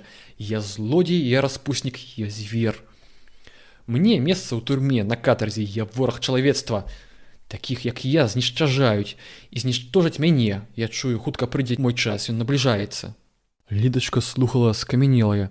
Білі яе цяжкімі ударамі, білі жорсткія словы Яроцкага, гасілі свядома і засцілалі мазгі атрутнай чмутой. Сам Яроцкі страшным здаваўся, дзікім, незвычайным. Хацелася бегчы ад яго, уцячы далёка-далёка, каб не бачыць калючых вачэй, каб не чуць сухога, расшчэпленага голасу, каб забыцца зусім, выкінуць з уяўлення яго страшэнны вобраз. І разам з тым нейкая сіла цягнула да яго, прымушала стаяць і глядзець. Піць вачамі хараство яго дзіўнае. Бо прыгожы ён быў, ярка прыгожы гэты звер-чалавек. Яроцкі раптам змяніў тон свайго голасу. У ім загучэла мяккая ласка і смутак. Чараваў гэты тон і рваў сэрца, адбіраў волю. "Лідачка, бач, што я такі? Ты не чакала, правда, не чакала гэтага? Ну ці скажаш цяпер ты, што любіш мяне, што я табе родны і блізкі? Ці можна кахаць такого, як я? Ці можна кахаць таго, хто да ўсіх чыста адбіўся, хто акунуўся ў страшэнную гразь, з якой не змог ужо вырвацца?" Бедная Лідачка, як балела сэрца ў яе, як крышылася і рвалася на часткі нутро. Шкода яго, дужа шкода, хоць і дрэнны ён, хоць і злачынец. І за што ён абразіў яе, за што пасмяяўся над яе пачуццем, чаму ён не верыць ёй? Яна ж заўсёды адну чыстую праўду гаворыць. Лідачка зноў падышла да яго, мякка ўзяла за руку. "Віктар, я ўсё роўна люблю цябе, хоць ты такі дрэнны." А Яроцкі зноў яе адпіхнуў. Зноў засмяяўся сухім тым траўляным смехам. "Гэта літасць? Спагада? Шчыра дзякую. Гэта мне не трэба. Я спагады не хачу. Я хачу, каб знайшоўся такі чалавек, які б забыўся на ўсё, які б убачыў мяне такім, як я ёсць, і такім мяне палюбіў, які б палюбіў мяне ў гразі, які б сам акунуўся ў гэтую гразь, быў разам са мною, быў такім, як я. Табе не быць такім чалавекам, ты чыстая, ты дабрачынная, ты не можаш з любым сваім паўстаць супраць усіх людзей, супраць усяго свету. Ты слабая для гэтага." Тады не стрывала ўжо Лідачка. Пачуццё захлынула палкай хвалі, панесло ўвір, у прорву бязволі адданасці. Непрытомная кінулася на да яго, плакала, смяялася, стала перад ім на калені, цалавала яго рукі і гаварыла як у сне, як сварыцелая. "Не гані, я хочу з табой, бяры мяне, рабі, што хочаш, я буду ў гразі, буду дрэнная, я люблю цябе, Віктар, павер, не гані, любы мой даражэнькі." Тая ноч уся была ў чадзе. Было для Лідачкі новае шчасце, дасюль нязведанае, новая радасць. Быў чорны тлум у галаве, а ў сэрцы атрута салодкая чорная. Многа піла яна ў тую шалёную ноч. Хмель віна мяшала з хмелем пачуцця. І слаўся туман у вачох. У галаве усюды навокал увесь свет у туман захінаўся, у квяцісты дрыготкі туман. Было новае шчасце і была новая Лідачка. Чорная Лідачка была. Ён загадаў ёй перапрануцца у мужчынскае, у яго гарнітур, і павёў яе. Яна пашла, не спрачалася, ён павёў яе ў гразь. Ёй было добра, яна хацела быць бруднай і дрэннай. Сутарэнне гнілое, лямпачка з адбітым шклом. Ад яе цені крывыя, дрыготкія. Усё крывое, усё гнілое, пратухлае. Куды ён завёў? Ля парога ложак. У брудным шмотце варушыцца нешта, стогне, кашляе дрыўна хліпуча, а там далей яшчэ ложак. На краю дзяўчына з хлапцом абнімаюцца, ціснуцца. За імі ў змрочным выбліску лямпы перапляліся агідным карчом кавалкі голага цела. Падышоў некі плюгавы, упяў свае вочы, сапліва бліскучыя, слізкія. Няма больш, усіх разабралі. Яроцкі смеецца. Мы найдзем сваё. Падыходзіць да дзяўчыны, бярэ проста за грузі. Тая ухмыляецца, блішчыць на яго тупа чырвонымі лягушынымі вачамі. Чаго лапаеш? Не твоё дабро, так не руш. І потым яшчэ шырачэй ухмыльнуўшыся. Прыгожа які. А глянь, Мікіта, не раўня табе з гэтым і дарма кожнаю вахвотку. А хлапец устаў злосна глядзець на Яроцкага. Не чапай, грошы плочаны. Яроцкі смеецца. Чуеш? Дарма. Вось возьму і адбяру. Пойдзем са мной, а? Дзяўчына ухмыляецца. Ну, не, мы чэсныя. Мы не то, што раз угаварыліся, дык кончана. І глядзіць на Яроцкага масляным поглядам, выпінае мясістыя грудзі.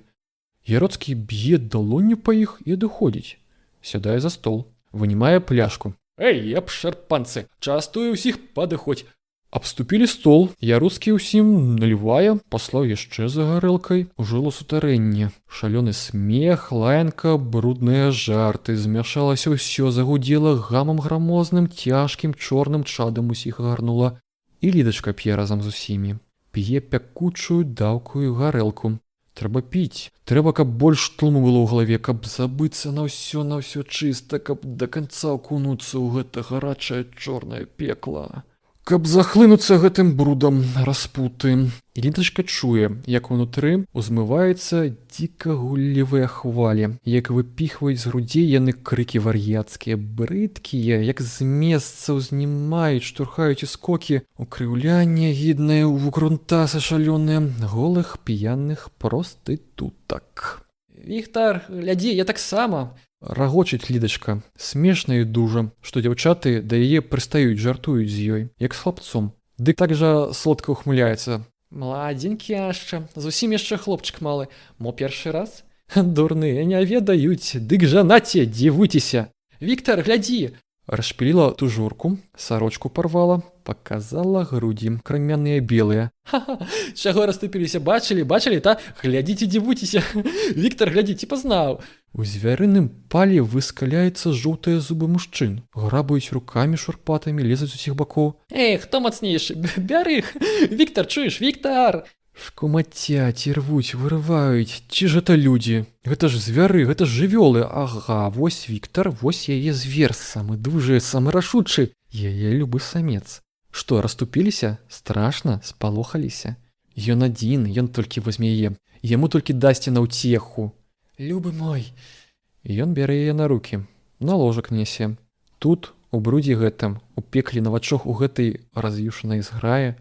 Хай, што хоча. Яна яго, ён узяў яе, завладаў ёй, па праву дужага, смелага. Хай робіць, што хоча.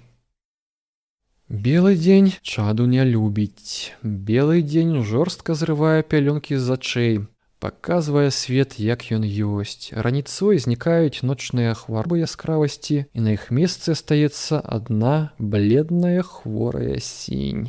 Раніцой прапітае, прагарэлае сэрца абдаецца золкай цвярозасцю і сціскаецца ў холадзе белым. І тады мокра садніць нутро. А Яроцкаму дзень яшчэ новы прыступ напорнай трывогі, новы наплыў цвярозых назойлівых думак. Таму цяжарыла яго Лідачка, таму лішняй, непатрэбнай, дакучнай была прысутнасць яе. У Лідачкі пад вачамі сінелі мяшкі, а на распухлым твары расплыліся ў бліскучым поце гразёвыя плямы. Як адпраўляў Лідачку Віктар да хаты, яна не пярэчыла. Яна тупа, алавенна зірнула на яго і толькі сказала, выходзячы: «Як баліць у мяне галава». Папалуднаваўшы, шчупак з гадзіну адпачывае. Потым чэша сваю бараду, шмальцуе шчодра фіксатурам і наогул прыводзіць да ладу сваю асобу. Потым няспешна, паважна ён ідзе праз увесь горад да Ніны. Добра ў Ніны, у яе цесным прытульным пакойчыку. Добра таму, што тут ціха і цёпла, не ад печкі цёпла, не. Печка рэдка паліцца ў Ніны. Цёпла ад вачэй Ніных, мяккіх і чыстых, ад яе голасу ветлага. Ніна заўсёды занята, але Шчупак не замінае ёй. Яны разам працуюць.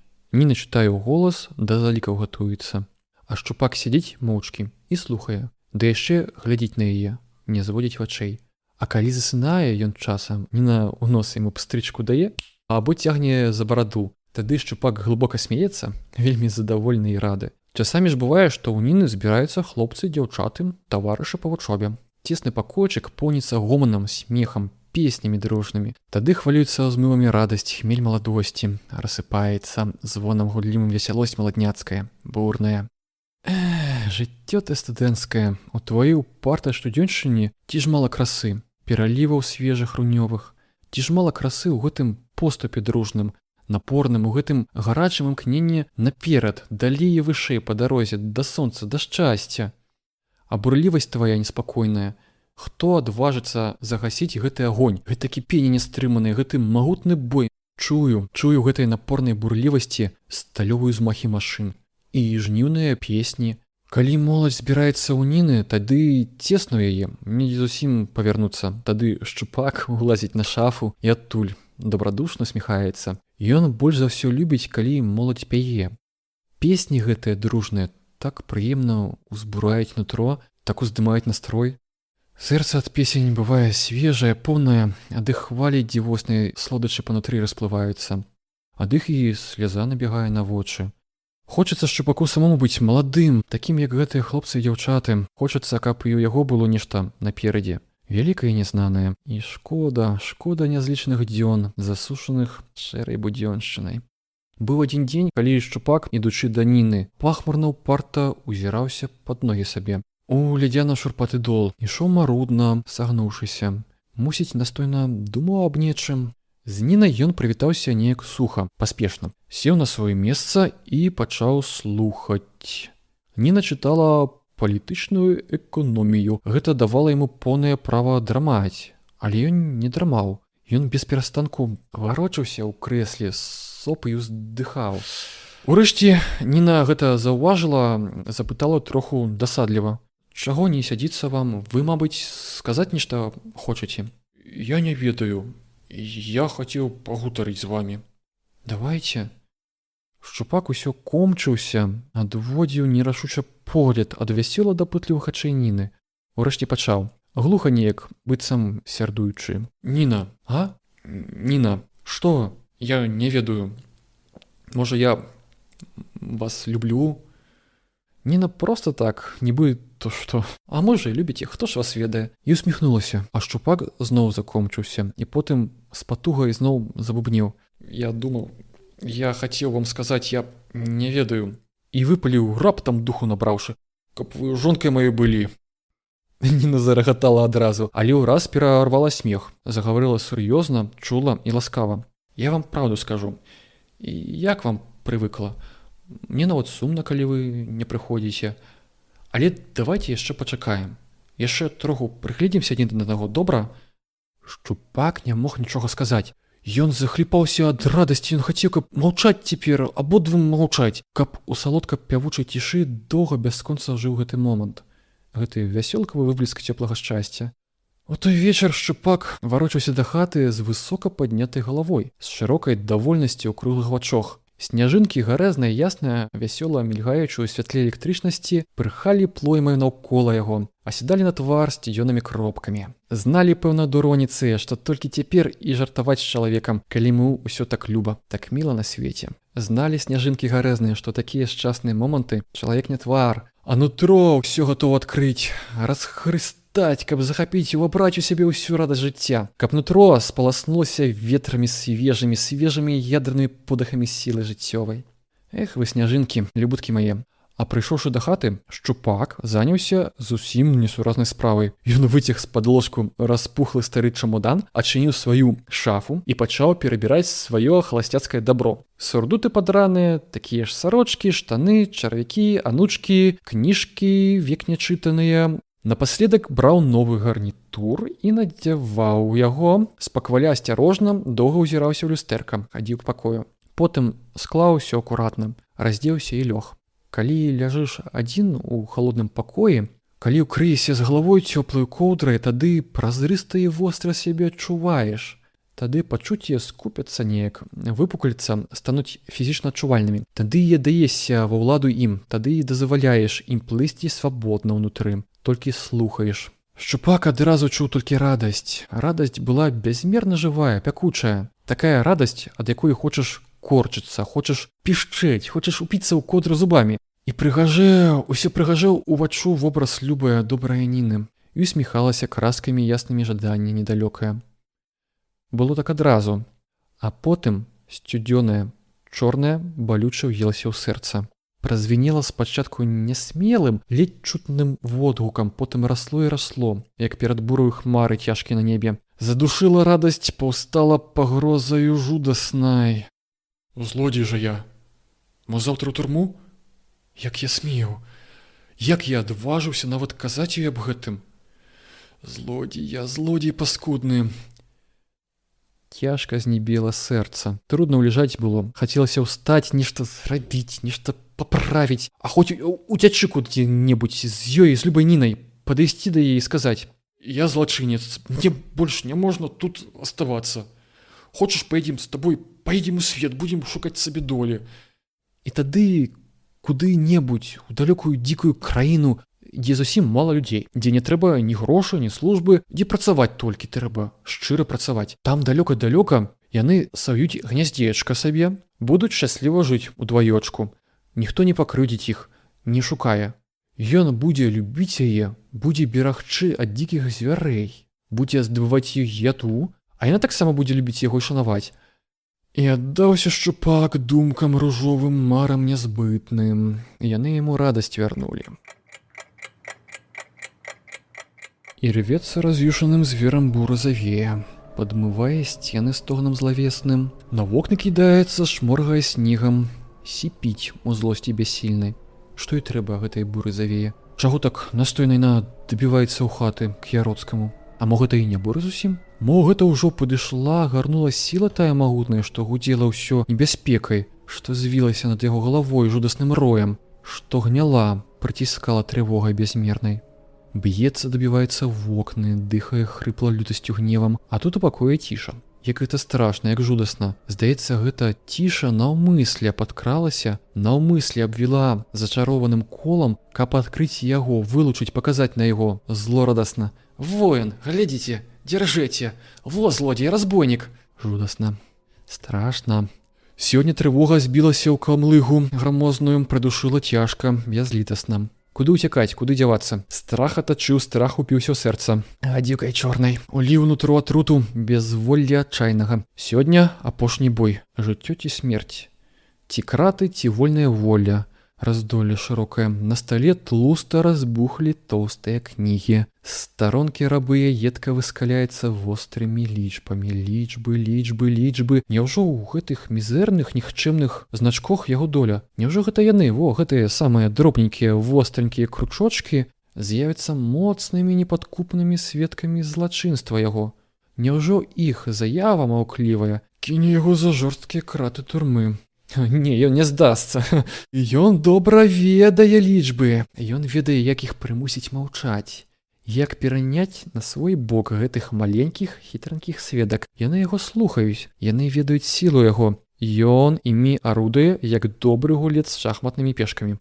Трэба толькі заспакоіцца, пазбыцца гэтага страху, трывогі, потым напружыць розум і зрабіць некалькі геніяльных хадоў. Яны з'явяцца ў яго галаве, ён упэўны ў гэтым. Толькі каб заспакоіцца. І тады паслухмянай чаргой у жаданым парадку пастрояцца лічбы і завіляюць угодліва кругленькім хвосцікам даўгія драбіны балянцаў.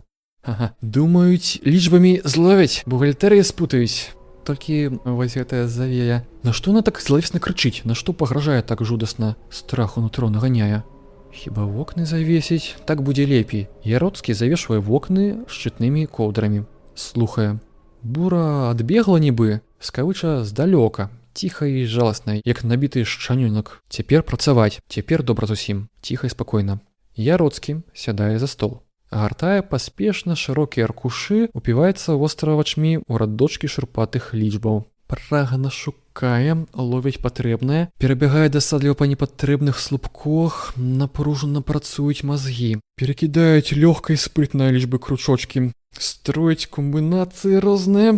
Здаецца, момант яшчэ і будзе адкрыта выйсце і загавораць тлуста разбухлыя кнігі новай гаворкай, вясёлай і радаснай. І раптам недзе глыбока пад сэрцам ці што затачыў чарвячок. Паплыла па ўсім целе шурпатая нейкая млосць, адзервянеласць балючая.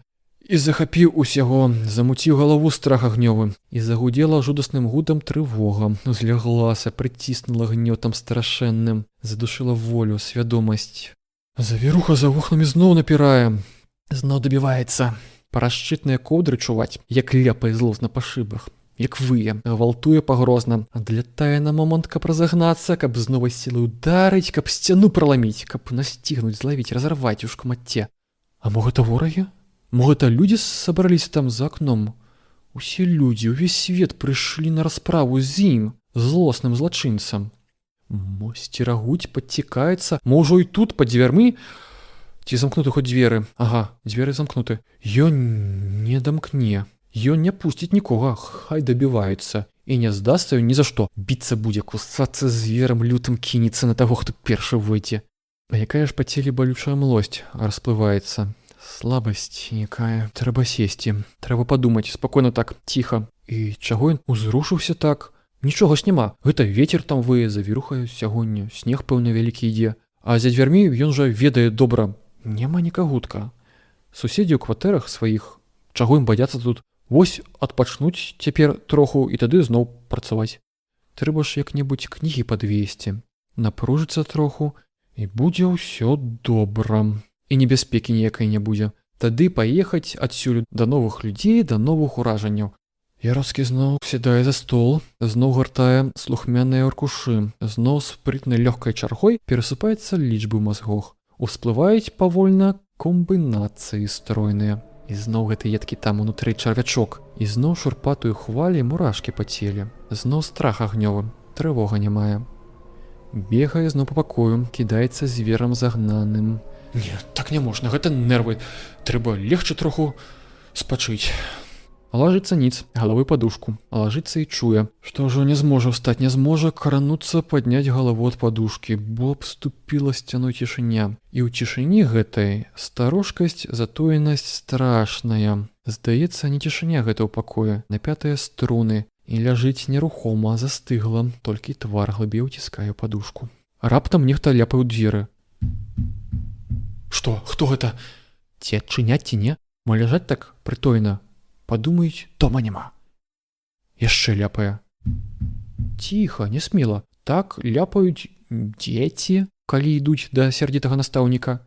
Не, трэба пайсці адчыніць. Засыпаная снегам фігура. Галава хусткай глуха завязана. Хто гэта? Лідачка? Што табе трэба? Не гані, Віктар, я прыйшла к табе, бо не змога ўжо больш. Я зусім прыйшла. Рабі, што хочаш са мной, не гані толькі, Віктар, не трэба.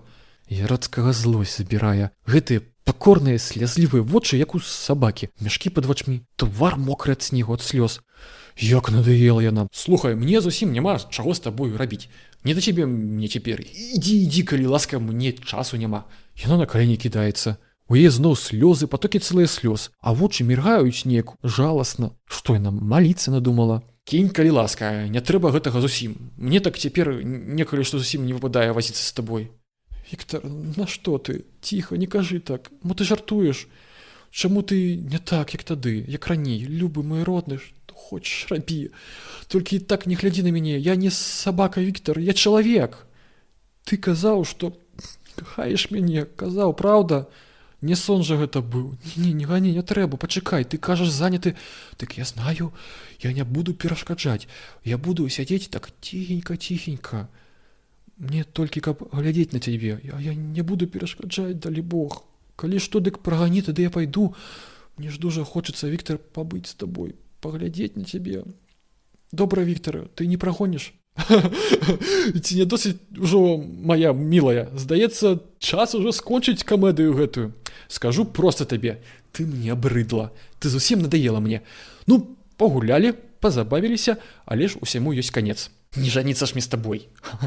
Ты, пэўна, думала, век мы з табой будзем кахацца. Ды не кахаў я зусім, не набярэшся кахання на ўсіх. Зразумела?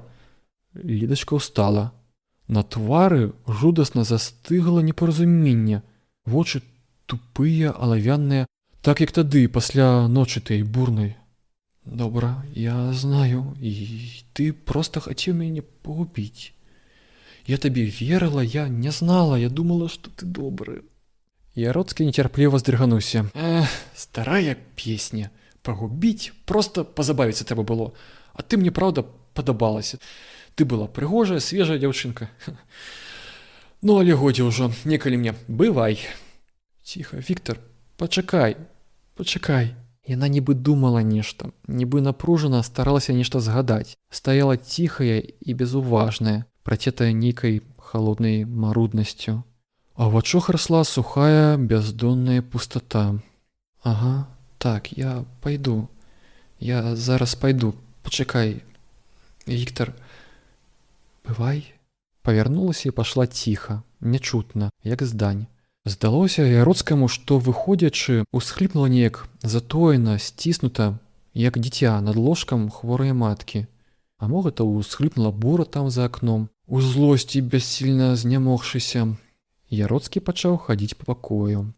Паволі раставала ўнутры ўражанне стрэчы з Лідачкай.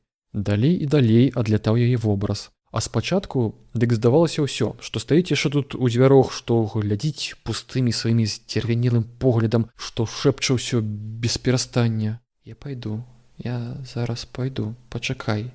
Ад Лідачкі думкі зноў пераходзяць да кніг, да лічбаў, да небяспекі. Страшна цяпер гэтых кніг, страшна да іх падысці. Упэўненасць нейкая ў тым, што нічога не выйдзе, што зноў апануе дзікі шалёны страх, што зноў пагрозна, страшэнна загудзіць завіруха. Няма спакою, няма пэўнасці, не выйдзе нічога, не можна так. Трэба кінуць сягоння, легчы, заснуць, а ўранні будзе бадзёрасць, будзе настрой. Не трэба спяшацца, ёсць яшчэ час. Яроцкі зноў кладзецца на ложак. Слухае, ці не з'явіцца зноў той страх, тая напятасць ціхая, жудасная. Не, цяпер лепей. Цяпер цішыня мякчэйшая, цёплая, выццё завірухі далёка, не кратае ўжо, не нагнятае спалоху. Цяпер толькі заснуць, сціхамірыцца, вочы заплюшчыць, і зараз туман такі вязкі, прыемная млявасць, як звычайна.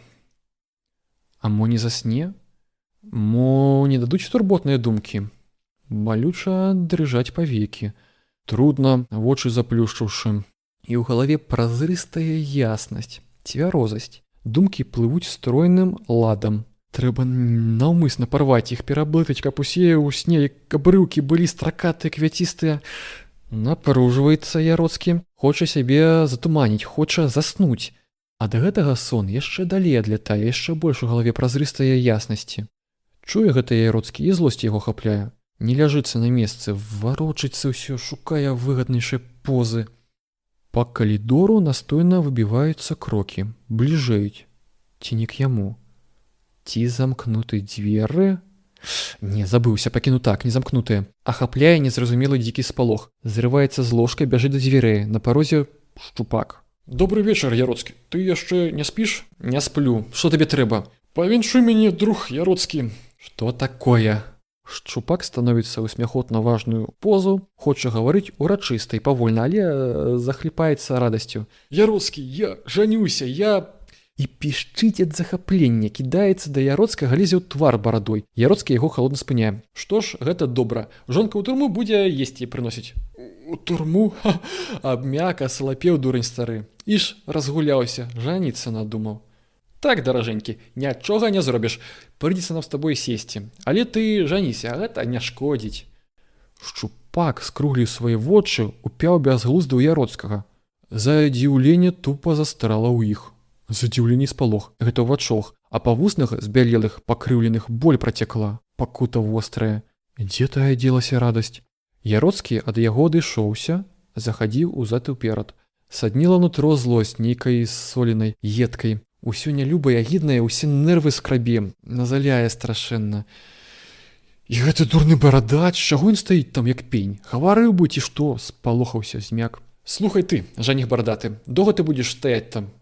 Яроцкі, мо ты жартуеш? Ха-ха. Вядома, жартую, дзе ж мы з табой пападземся? Ого, ты за мной, як за каменнай сцяной. Чуеш, жаніся, кажу. Вяселле згуляем, зададзім банкет на ўвесь свет. Возьмеш гэта ты красную сваю, пацалуеш яе, яна цябе тоже пацалуе, ну і ўсё іншае, што паложана. Добро. А тады, каб лепш адчуваць мядовы месяц, можна і ў турму, то ж нядрэнна. Я цябе бачу, а ты мяне, ну годзе, марш за гарэлкай, будзем піць, будзем гуляць сёння заручаны. Яроцкі, не смейся. Не смейся. А калі весела мне, што ж я плакаць буду, ці што? Ну ідзі прынясі, вып'ем, дык і ты засмеешся. Шчупак моўчкі пайшоў. Яроцкі хадзіў усё па пакою.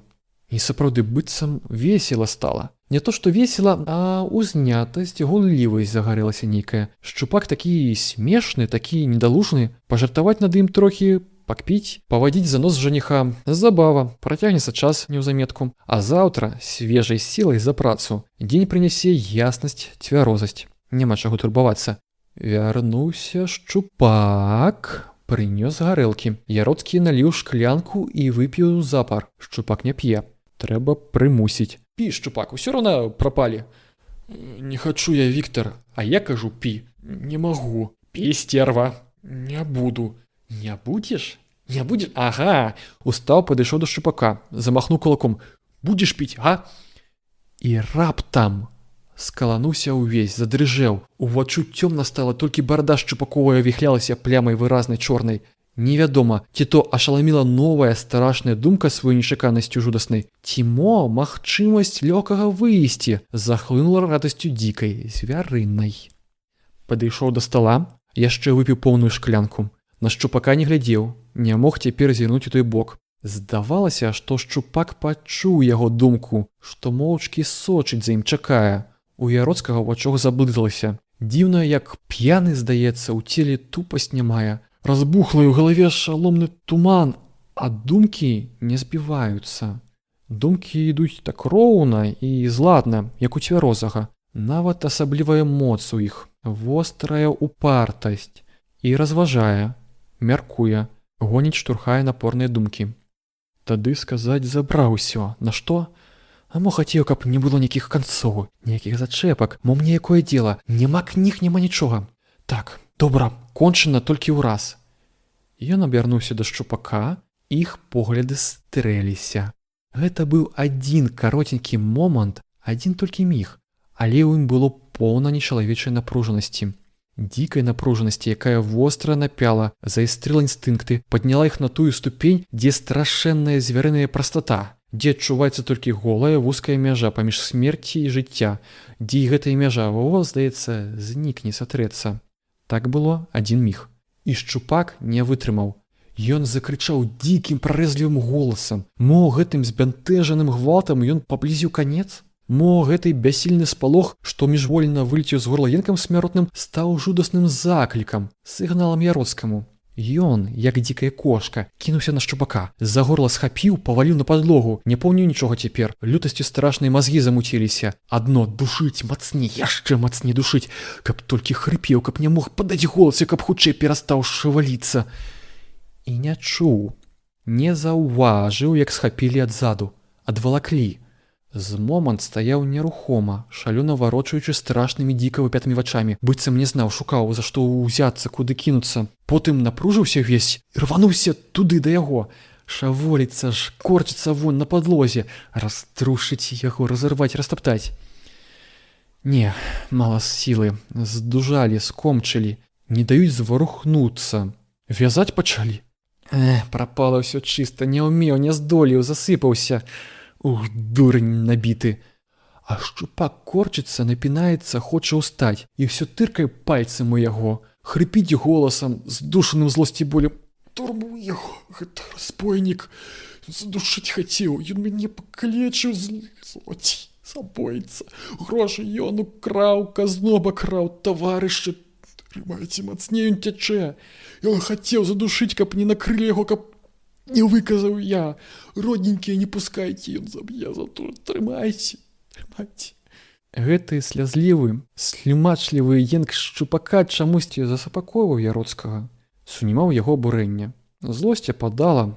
На яе месца ўнутры распаўзлася мокрая агіда. Ужо не кідаўся, не рваўся, стаяў халодны, застыглы, з пагадлівай усмешкай на вуснах.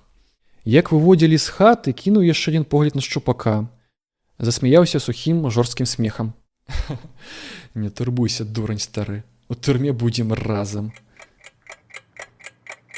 Вось і ўвесь сказ пра Яроцкага, голага звера. На канчатак раскажу яшчэ казку адну. Я не ведаю, чуў я дзе-небудзь яе ці мо выдумаў сам, але гэта ўсё роўна. У лесе гушчарным, дзе глуха разліўся салодкі пах свежасці волкай, расла маладая бярозка. Яна вырасла на набраломе, яе тонкі камель хаваўся ў трухлявым вецці гнілых паваленых дрэў. З гэтага вецця гнілога яна прагна цягнулася ўвысь, бо бачыла там прыгожае яснае сонца, бо там у гары было светлае мора блакіту, і адтуль прылеталі к ёй чароўныя песні-званочкі, ласкавыя і прыветныя, як ранішні шолах гарэзнага ветрыку.